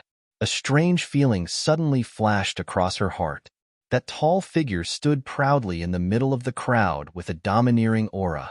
Even though he didn't move or say anything, he inexplicably made people feel fearful. Jingyu finally understood why everyone would gasp in admiration when they mentioned the 9th Emperors. They were filled with reverence, admiration, and love. Jingyu was in a daze when she suddenly realized that Xiao Qin was looking at her from the sedan. That casual glance caused Jingyu's lips to curl up slightly. Did this man think that she couldn't bear to see such a scene and hadn't appeared for a long time? Jingyu curved her brows and smiled. She tucked her hair behind her ear and stepped out of the sedan. Xiao Qin reached out his hand at the right time, as if he wanted to help Jingyu down from the sedan. Jingyu raised her head and smiled at Xiao Qin. She raised her hand and placed it in his large palm, then jumped down from the sedan. The figure standing next to Xiao Qin in the dark robes was so petite.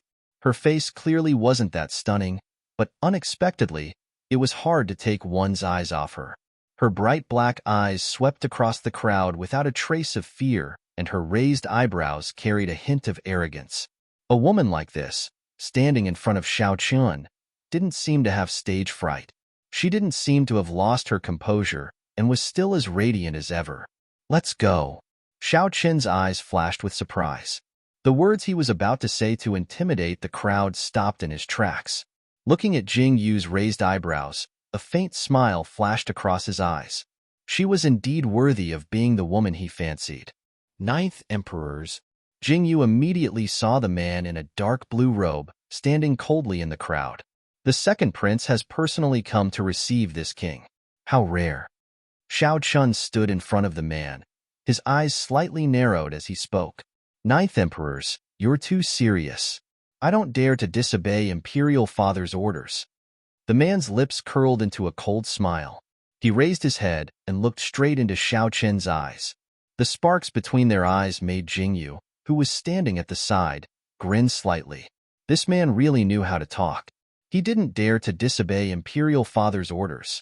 Wasn't he beating around the bush to show that he wasn't willing to do so, and make things difficult for Xiao Qian? This must be the 9th imperial concubine, right? The man's tone changed slightly as he looked at Jingyu. His scrutinizing gaze made Jingyu frown slightly. According to the rules, the second prince should call her imperial aunt. Xiao Qin's gaze darkened slightly as he looked at the man. You should call her imperial aunt after the 9th emperor's wedding. After all, no one knows if the 9th imperial concubine can really become the 9th imperial concubine.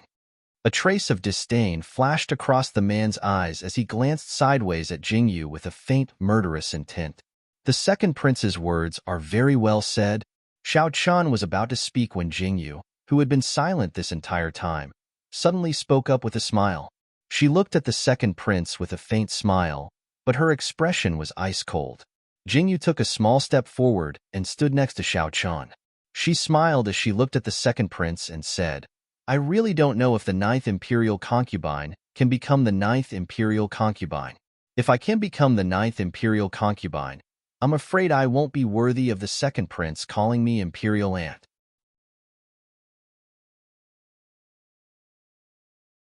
Chapter 24. You.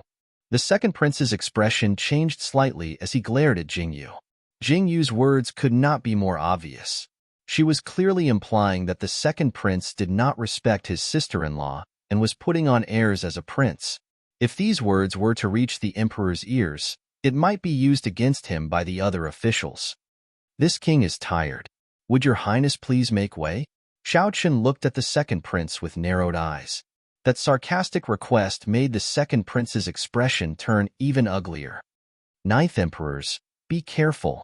Just as Xiao Qian was about to take a step forward, a cry of alarm came from behind. Everyone raised their heads to look and suddenly saw a huge black shadow pouncing towards Xiao Qian and the others. Xiao Qian was slightly taken aback. He was about to grab Jingyu's hand when Jingyu unexpectedly threw herself into his arms. She grabbed his hand, and he took a few steps back. Ah, there's a wolf. The crowd cried out in alarm. Before the second prince could react, he suddenly felt his vision darken. A huge black shadow pounced on him and pinned him to the ground. The sharp fangs in its bloody mouth made the second prince pale with fright. There was a commotion in the crowd. The guards were so frightened that they retreated continuously. It was only when they saw the second prince being pinned to the ground by a huge gray wolf that they thought of saving him. However, just as the guards were about to move, another gray wolf leaped out. This time, everyone saw clearly that the gray wolf had leaped out from the 9th emperor's carriage. Men, hurry up and beat that bastard down. A eunuch beside the second prince was so frightened that his entire body started to tremble. He pointed at the gray wolf that was baring its fangs and dripping saliva. His legs couldn't help but tremble. Stop! While everyone was still in shock and fear, they suddenly heard a delicate voice. Everyone looked up and saw Jingyu, who was by the side of the 9th emperors, pushing past the guards and approaching the gray wolf that no one dared to approach. Everyone's eyes widened in shock as they realized that something bad was going to happen. Aya, don't tell me this girl doesn't even recognize a wolf? Isn't she courting death by walking over like that? That's a wild beast. Looks like another 9th imperial concubine is going to die. Suddenly, the people outside started to cry out in alarm. Their faces were filled with fear and pity. Some of the more timid women covered their eyes, not daring to see what was about to happen. Just as everyone was exclaiming, Jingyu walked to Grey Wolf's side. Aya, how troublesome. Jingyu looked at the second prince, who was pressed to the ground by Silver Arrow's claws and didn't dare to move. Instantly, a troubled expression appeared on her face. The second prince looked at the gray wolf in front of him in horror. Its saliva was dripping onto his face. His heart was filled with shock and anger, but he didn't dare to move an inch. At this moment, he suddenly heard Jingyu's voice. When he turned to look, he saw that Jingyu wasn't afraid of the gray wolf at all as she stood by his side. You, hurry up and beat this bastard down. The second prince seemed to have found a life-saving straw as he hurriedly shouted at Jingyu. Roar! Just as the second prince finished speaking, the gray wolf seemed to understand human language. Its eyes revealed a ferocious glint as it opened its mouth and was about to bite the second prince's head. The surrounding people cried out in panic, but no one dared to take a step forward.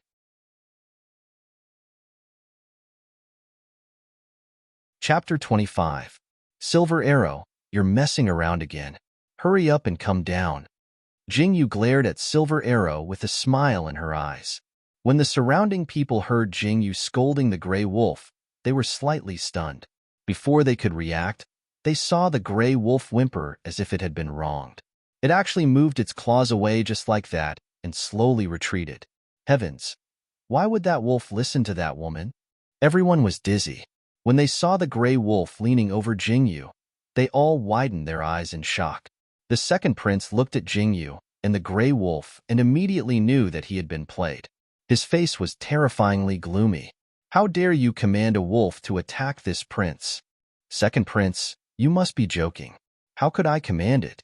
Jingyu lifted the corner of her mouth and said unconcernedly, it was just hungry, that's why it went berserk.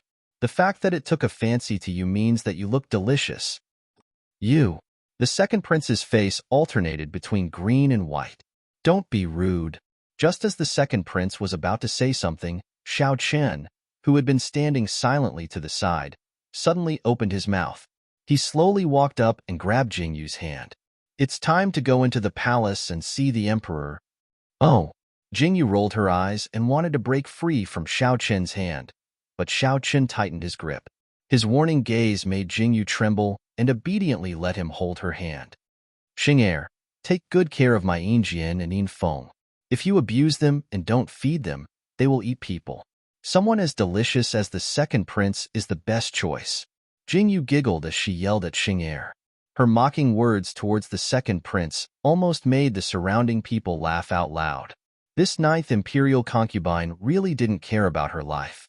If it wasn't for the protection of the ninth emperors, this woman would have been torn apart by the second prince on the spot. Second prince, are you all right? When the surrounding people saw the ninth emperors leading a group of people into the imperial city, leaving behind the battered and exhausted second prince, their faces instantly turned ashen. Scram! Scram! The second prince was so angry that he went crazy. His face was so twisted that he didn't look like a prince at all. The guards didn't say a word, and the people around them whispered and ran away, afraid that they would be caught in the crossfire.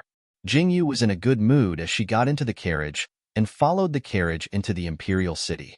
The way she was humming and smiling made Xiao Chen's expression soften slightly. He narrowed his eyes at Jingyu and said, "It seems like you had a lot of fun just now? That's a godly weapon for acting tough." Jingyu laughed exaggeratedly. She didn't even try to hide her smugness. What? Xiao Chun stared strangely at Jingyu. She always spat out strange words. Although he didn't know what they meant, they seemed to mean that she was happy and proud. You wouldn't understand even if I told you. Jingyu curled her lips and waved her hand. She stared at Xiao Chen and asked, "Did I offend the second prince just now? Will he seek revenge on me?" Jingyu thought for a moment and suddenly thought of a very obvious question. She immediately felt her hair stand on end as she stared at Xiao Chen and asked, "The second prince, Xiao Jingran, is famous for being petty and vengeful. Do you think that he won't hold a grudge against you?" Xiao Chen slowly closed his eyes and looked drowsy as the carriage rocked. However, the words that came out of his mouth made Jingyu widen her eyes.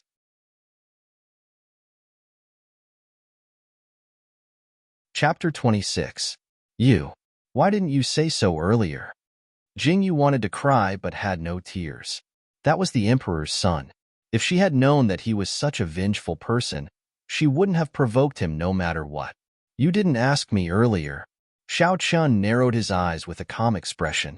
Ahem. Jingyu coughed and looked at Xiao Chun very seriously. She asked, "I'm your ninth imperial concubine after all. Can you help me avoid disaster? As the saying goes, 100 years of cultivation is enough to cross the sea together.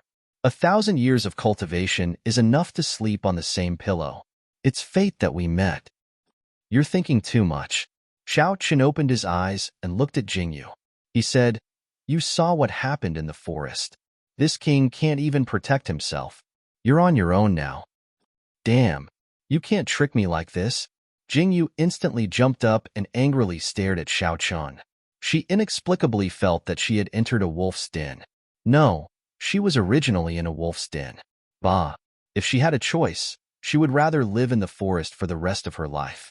Why was there so much trouble? It's too late for regrets. Xiao Chen raised his eyebrows and stood up. He said, "We've arrived." "Ah, where are we?" Jingyu was stunned as she watched Xiao Chun get off the carriage. "Our home." Xiao Chun stood outside the carriage and reached out his hand to Jingyu. His gentle and harmless appearance made Jingyu's heart tremble. "Home?" Jingyu avoided Xiao Chen's hand and jumped off the carriage. She was immediately stunned by the house in front of her. "This is the Imperial Palace. How imposing." "You can't read." Xiao Chun, who was about to walk away, heard Jingyu's words. He immediately lost his footing and looked at Jingyu with a dark expression. "I recognize it." Jingyu nodded. "Look at what's written on it," Xiao Qian said with a dark expression as he pointed at the large plaque above the door. "Let me see. Royal. Palace. Palace." Jingyu suddenly cried out. She looked in disbelief at the vermilion door, the gilded plaque, and the mighty armored guards at the door. She suddenly felt dizzy. "Xiao Chun, tell me honestly, did you rob the national treasury to get so much money to build this house?" Jingyu's face suddenly turned serious as she whispered to Xiao Chen. Xiao Chun was stunned. Then, he looked at Jingyu as if he was looking at an idiot. He silently waved his hand and said to Interrogation Officer 1, "Throw this woman into the pond and clear her head." "I'm not joking with you." Jingyu suddenly jumped up and stared at Xing Yi and Xing Er. Seeing that the two of them didn't move, she let out a sigh of relief. She looked at the door and thought about how she would be the mistress of this house in the future. She was instantly overjoyed. "Men, it's good to be rich." Ninth Imperial Concubine. "Master has ordered you to stay in the Lotus Garden." Xing Er brought Jingyu to an exquisite courtyard. The lotus pond was filled with blooming lotus flowers. Jingyu widened her eyes, and her eyes were filled with desire. There were so many lotus flowers. She would be able to eat them. "This is the servant girl who will serve you." Xingyi stood in the courtyard and pointed at the servant girl kneeling on the ground. He said, "There aren't many miscellaneous people in the palace. Master has only chosen one servant girl for the 9th Imperial Concubine. If the 9th Imperial Concubine feels that it's not enough, she can go outside the palace to choose." "It's enough. It's enough." Jingyu nodded repeatedly. "Imperial Concubine, your 2 wolves have already been placed in the side courtyard for you."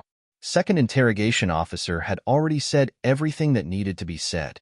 The way he reported was like a cold machine without any warmth.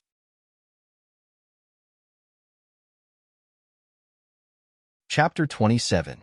Jingyu shivered. Another one of them was infatuated with Junimo Xie. What a sin. "Imperial Concubine, if you continue to dawdle, you will suffer a lot when we go to the palace." Xiao Chun narrowed his eyes and looked at Junimoshi's clothes. His face turned black. Was that woman a pig? She couldn't even wear clothes. Go to the palace? Now? Jingyu looked at Xiao Chun with her eyes wide open.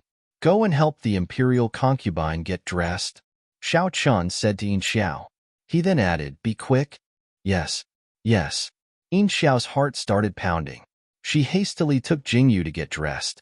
Jingyu looked at Yin Xiao and didn't know what she was doing to her face. She closed her eyes and let Yin Xiao do whatever she wanted. Her hair was hurting. "It's too heavy." Jingyu felt as if her neck was about to break. She looked at the blurry figure in the bronze mirror and sighed silently. What a pain. "Imperial Concubine, it's done.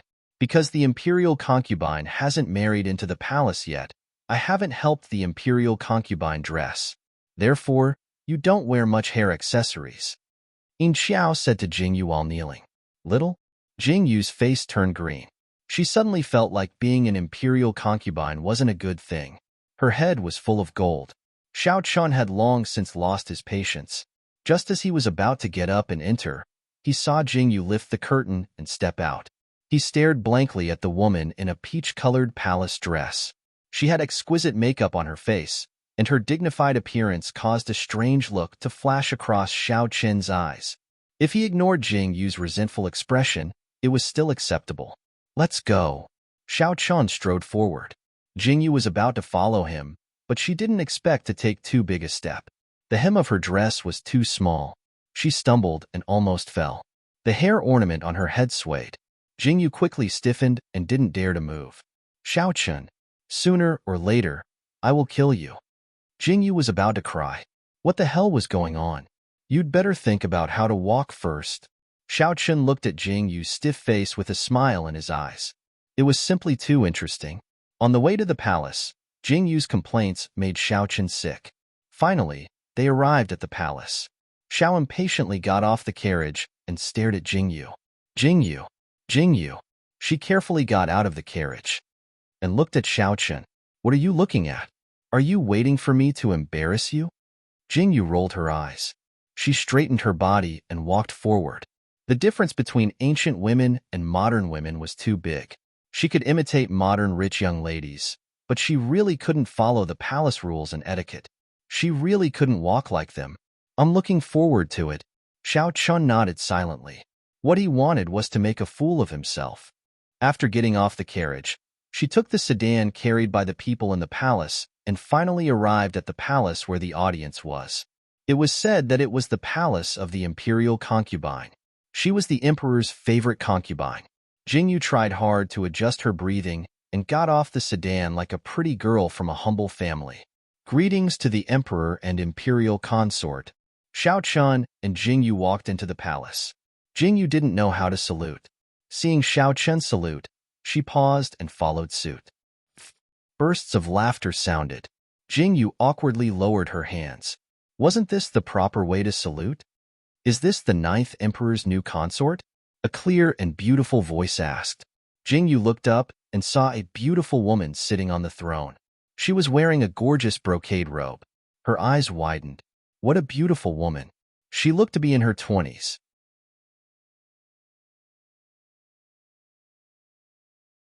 Chapter 28. How dare you look at imperial consort Nyang like this? The maid standing beside the woman scolded angrily. Jingyu lowered her head and said angrily in her heart, You don't let people see your face? What are you doing with it? 9th emperors, where's this girl from? What is her name? The woman sitting on the high seat sized up Jingyu with a strange gaze, which immediately made Jingyu's hair stand on end. Why did she feel that this imperial consort Nyang was strange? My name is Jingyu. Jingyu raised her eyes to look at the imperial consort Nyang and said. Then, she remembered that she was not allowed to look and hurriedly lowered her head again. How dare you? How dare you call yourself me without honorifics? You really have no upbringing. The maid standing beside the imperial consort Nyang scolded again with a cold face. Jingyu could not bear it no matter how good her temper was. She simply did not bother to pretend and openly raised her head to look at the imperial consort Nyang. Nyang, I'm just a wild girl from the mountains. I don't know the rules of the palace at all. If I've offended you in any way, please forgive me. Those who don't know are innocent. His Majesty hasn't said anything yet. You, a little maid, should shut up. You. The maid was a favorite of the imperial consort Nyang, who would not be courteous to her when they saw her. She did not expect to be scolded in front of so many people this time. She immediately felt embarrassed. Enough. The emperor, who had been silent all this time, finally raised his hand and spoke. The emperor looked about 30 years old. He sized up Jingyu with a scrutinizing gaze and finally turned his gaze to Xiaochun and said, Chun-er, why did you bring this girl into the palace this time? Imperial brother is joking. I brought you, into the palace to ask imperial brother to bestow a marriage. Xiaochun stood coldly in the same place. The words he spat out were cold and emotionless. His pitch-black eyes looked straight at the emperor. If you want to take a concubine, just directly welcome her into the manor. There's no need to bestow a marriage with such a grand ceremony. The emperor slightly narrowed his eyes and looked at Xiaochun as he spoke. Imperial brother, you're wrong. I'm not taking a concubine. I'm marrying her as an official consort. Xiaochun's lips curled into a cold smile. His gaze when he met the emperor's eyes with the emperor, there was a strong, murderous aura. The great hall was eerily silent because of Xiaochun's words. This woman has no status, no background, and doesn't know the slightest bit of etiquette.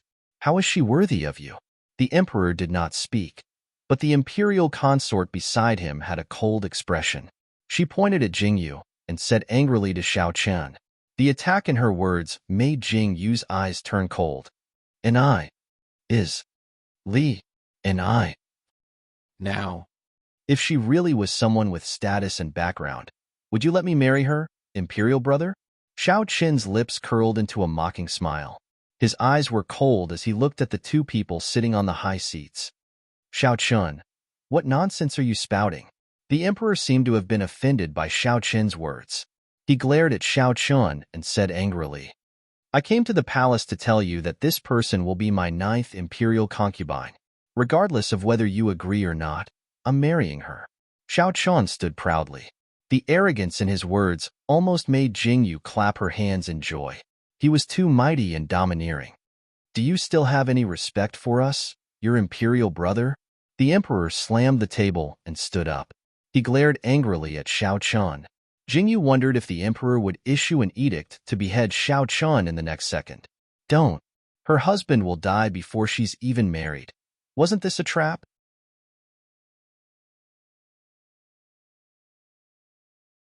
Chapter 29. This younger brother has never looked down on my imperial brother. Xiao Chen lowered his eyes.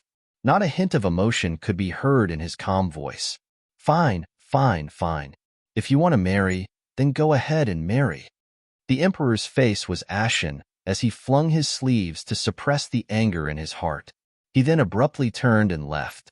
Jingyu stood in place and blinked. He left just like that? It was fine even if he contradicted the emperor like that. TSK. This was simply too awesome. Jingyu, you're called Jingyu, right? Just as Jingyu was letting her imagination run wild, the imperial consort's voice rang out once again. yes. Jingyu nodded. Although the emperor has graciously allowed you to become the 9th imperial concubine, before you learn the rules and etiquette of the palace, you absolutely cannot marry into the palace. The imperial consort straightened her body and leaned over to stare at Jingyu. She then turned to look at Xiao Chen and said, 9th emperors, you know the Empress Dowager's side? I know what I'm doing. Xiao Chen averted his eyes and did not meet the imperial consort's gaze. The imperial consort's face was slightly pale.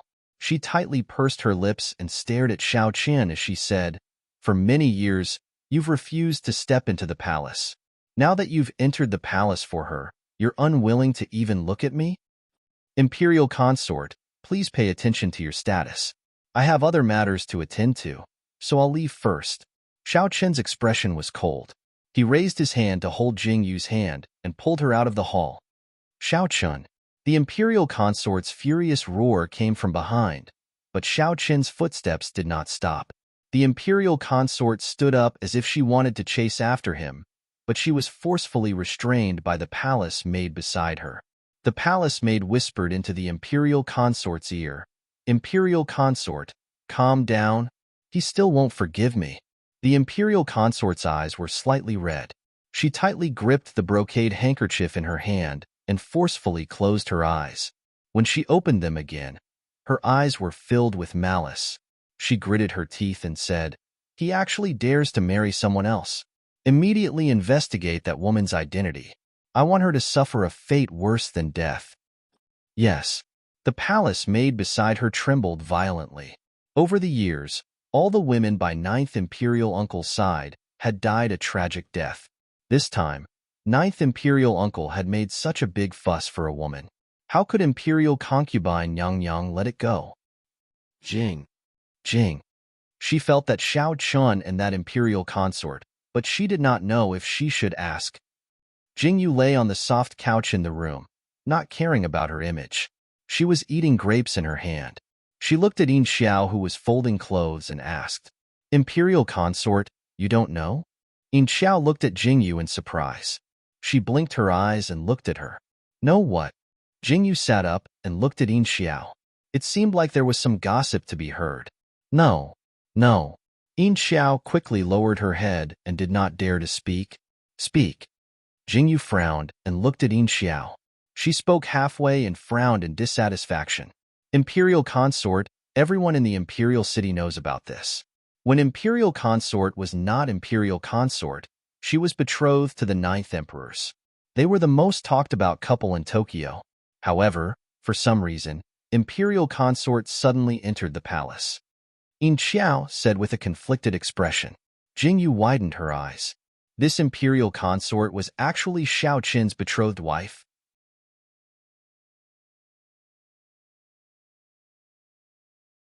Chapter 30. Jingyu's eyes widened when she heard that.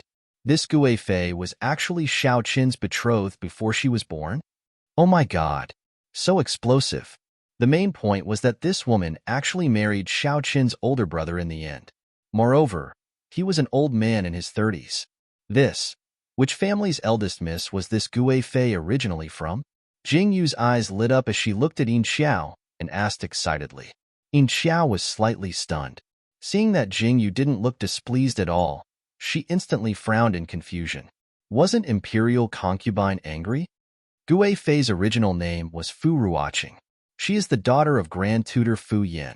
Imperial concubine, don't be angry. This is all in the past. The person that the 9th emperors wants to marry now is you. Yin Xiao raised her eyes slightly and spoke in a comforting tone. Which eye of yours saw that I was angry? Jingyu rolled her eyes indifferently. Wasn't he just a former childhood sweetheart? What was so great about that? Imperial concubine, are you really not angry? If you're angry, just say it. Don't keep it in your heart. It will harm your body. Yin Xiao increasingly felt that Jingyu was actually too angry, but she wasn't willing to show it. I'm not angry. Jingyu looked at Yin Xiao speechlessly. Looking at Yin Xiao's your angry look, she wailed weakly and chased Yin Xiao away. She tossed and turned on the bed for a while before standing up and deciding to go check on Yin Jian and the others. In the side courtyard, Yin Jian and Yin Feng were lazily lying on the grass. They looked very comfortable as they stretched their paws.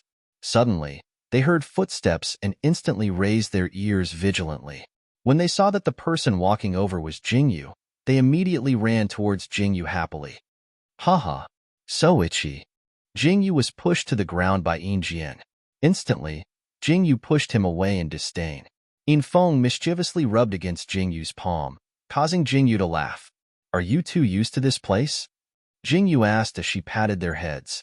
The moment Jingyu asked this question, the two of them immediately lowered their heads dejectedly, looking very unhappy.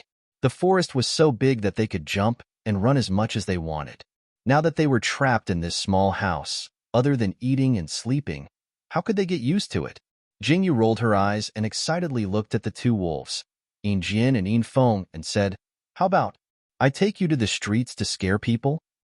Oh woo. The two wolves immediately wagged their tails excitedly. As long as they could get out, they didn't care about where they were going. Jingyu immediately rode on the back of Silver Arrow and leisurely walked out of the courtyard. Everyone who saw the person and the two wolves were immediately frightened and shrank to the side. When they saw that the person sitting on the gray wolf was Jingyu, they immediately widened their eyes. So the rumors outside were true. Their imperial concubine could really tame evil wolves. Look at how obedient the wolf was under Jingyu. It was practically like a kitten. Hey, do you know where Xiao Qin is? Jingyu was completely helpless. How big was this prince's residence? Ask me? The manservant who was hugging the pillar and standing in the corridor looked in horror at the panting gray wolf with bared teeth under Jingyu. He was so frightened that his entire body started trembling. Nonsense, if not you. Who would I ask? Jingyu looked speechlessly at the manservant and said, The 9th emperor's is in the study. The manservant trembled violently and pointed at a courtyard not far away. Jingyu looked over and sighed helplessly as she cursed. What kind of lousy place is this, making it so big? It looks the same everywhere. You're tuning in to the Romance Rendezvous YouTube channel. We're so grateful for your support, and don't forget to subscribe to join us on this incredible journey through captivating stories. Your generosity through donations truly makes a world of difference, as it's the primary source of revenue that allows me to expand and enhance this channel for you. Thank you from the bottom of my heart for being a part of this adventure.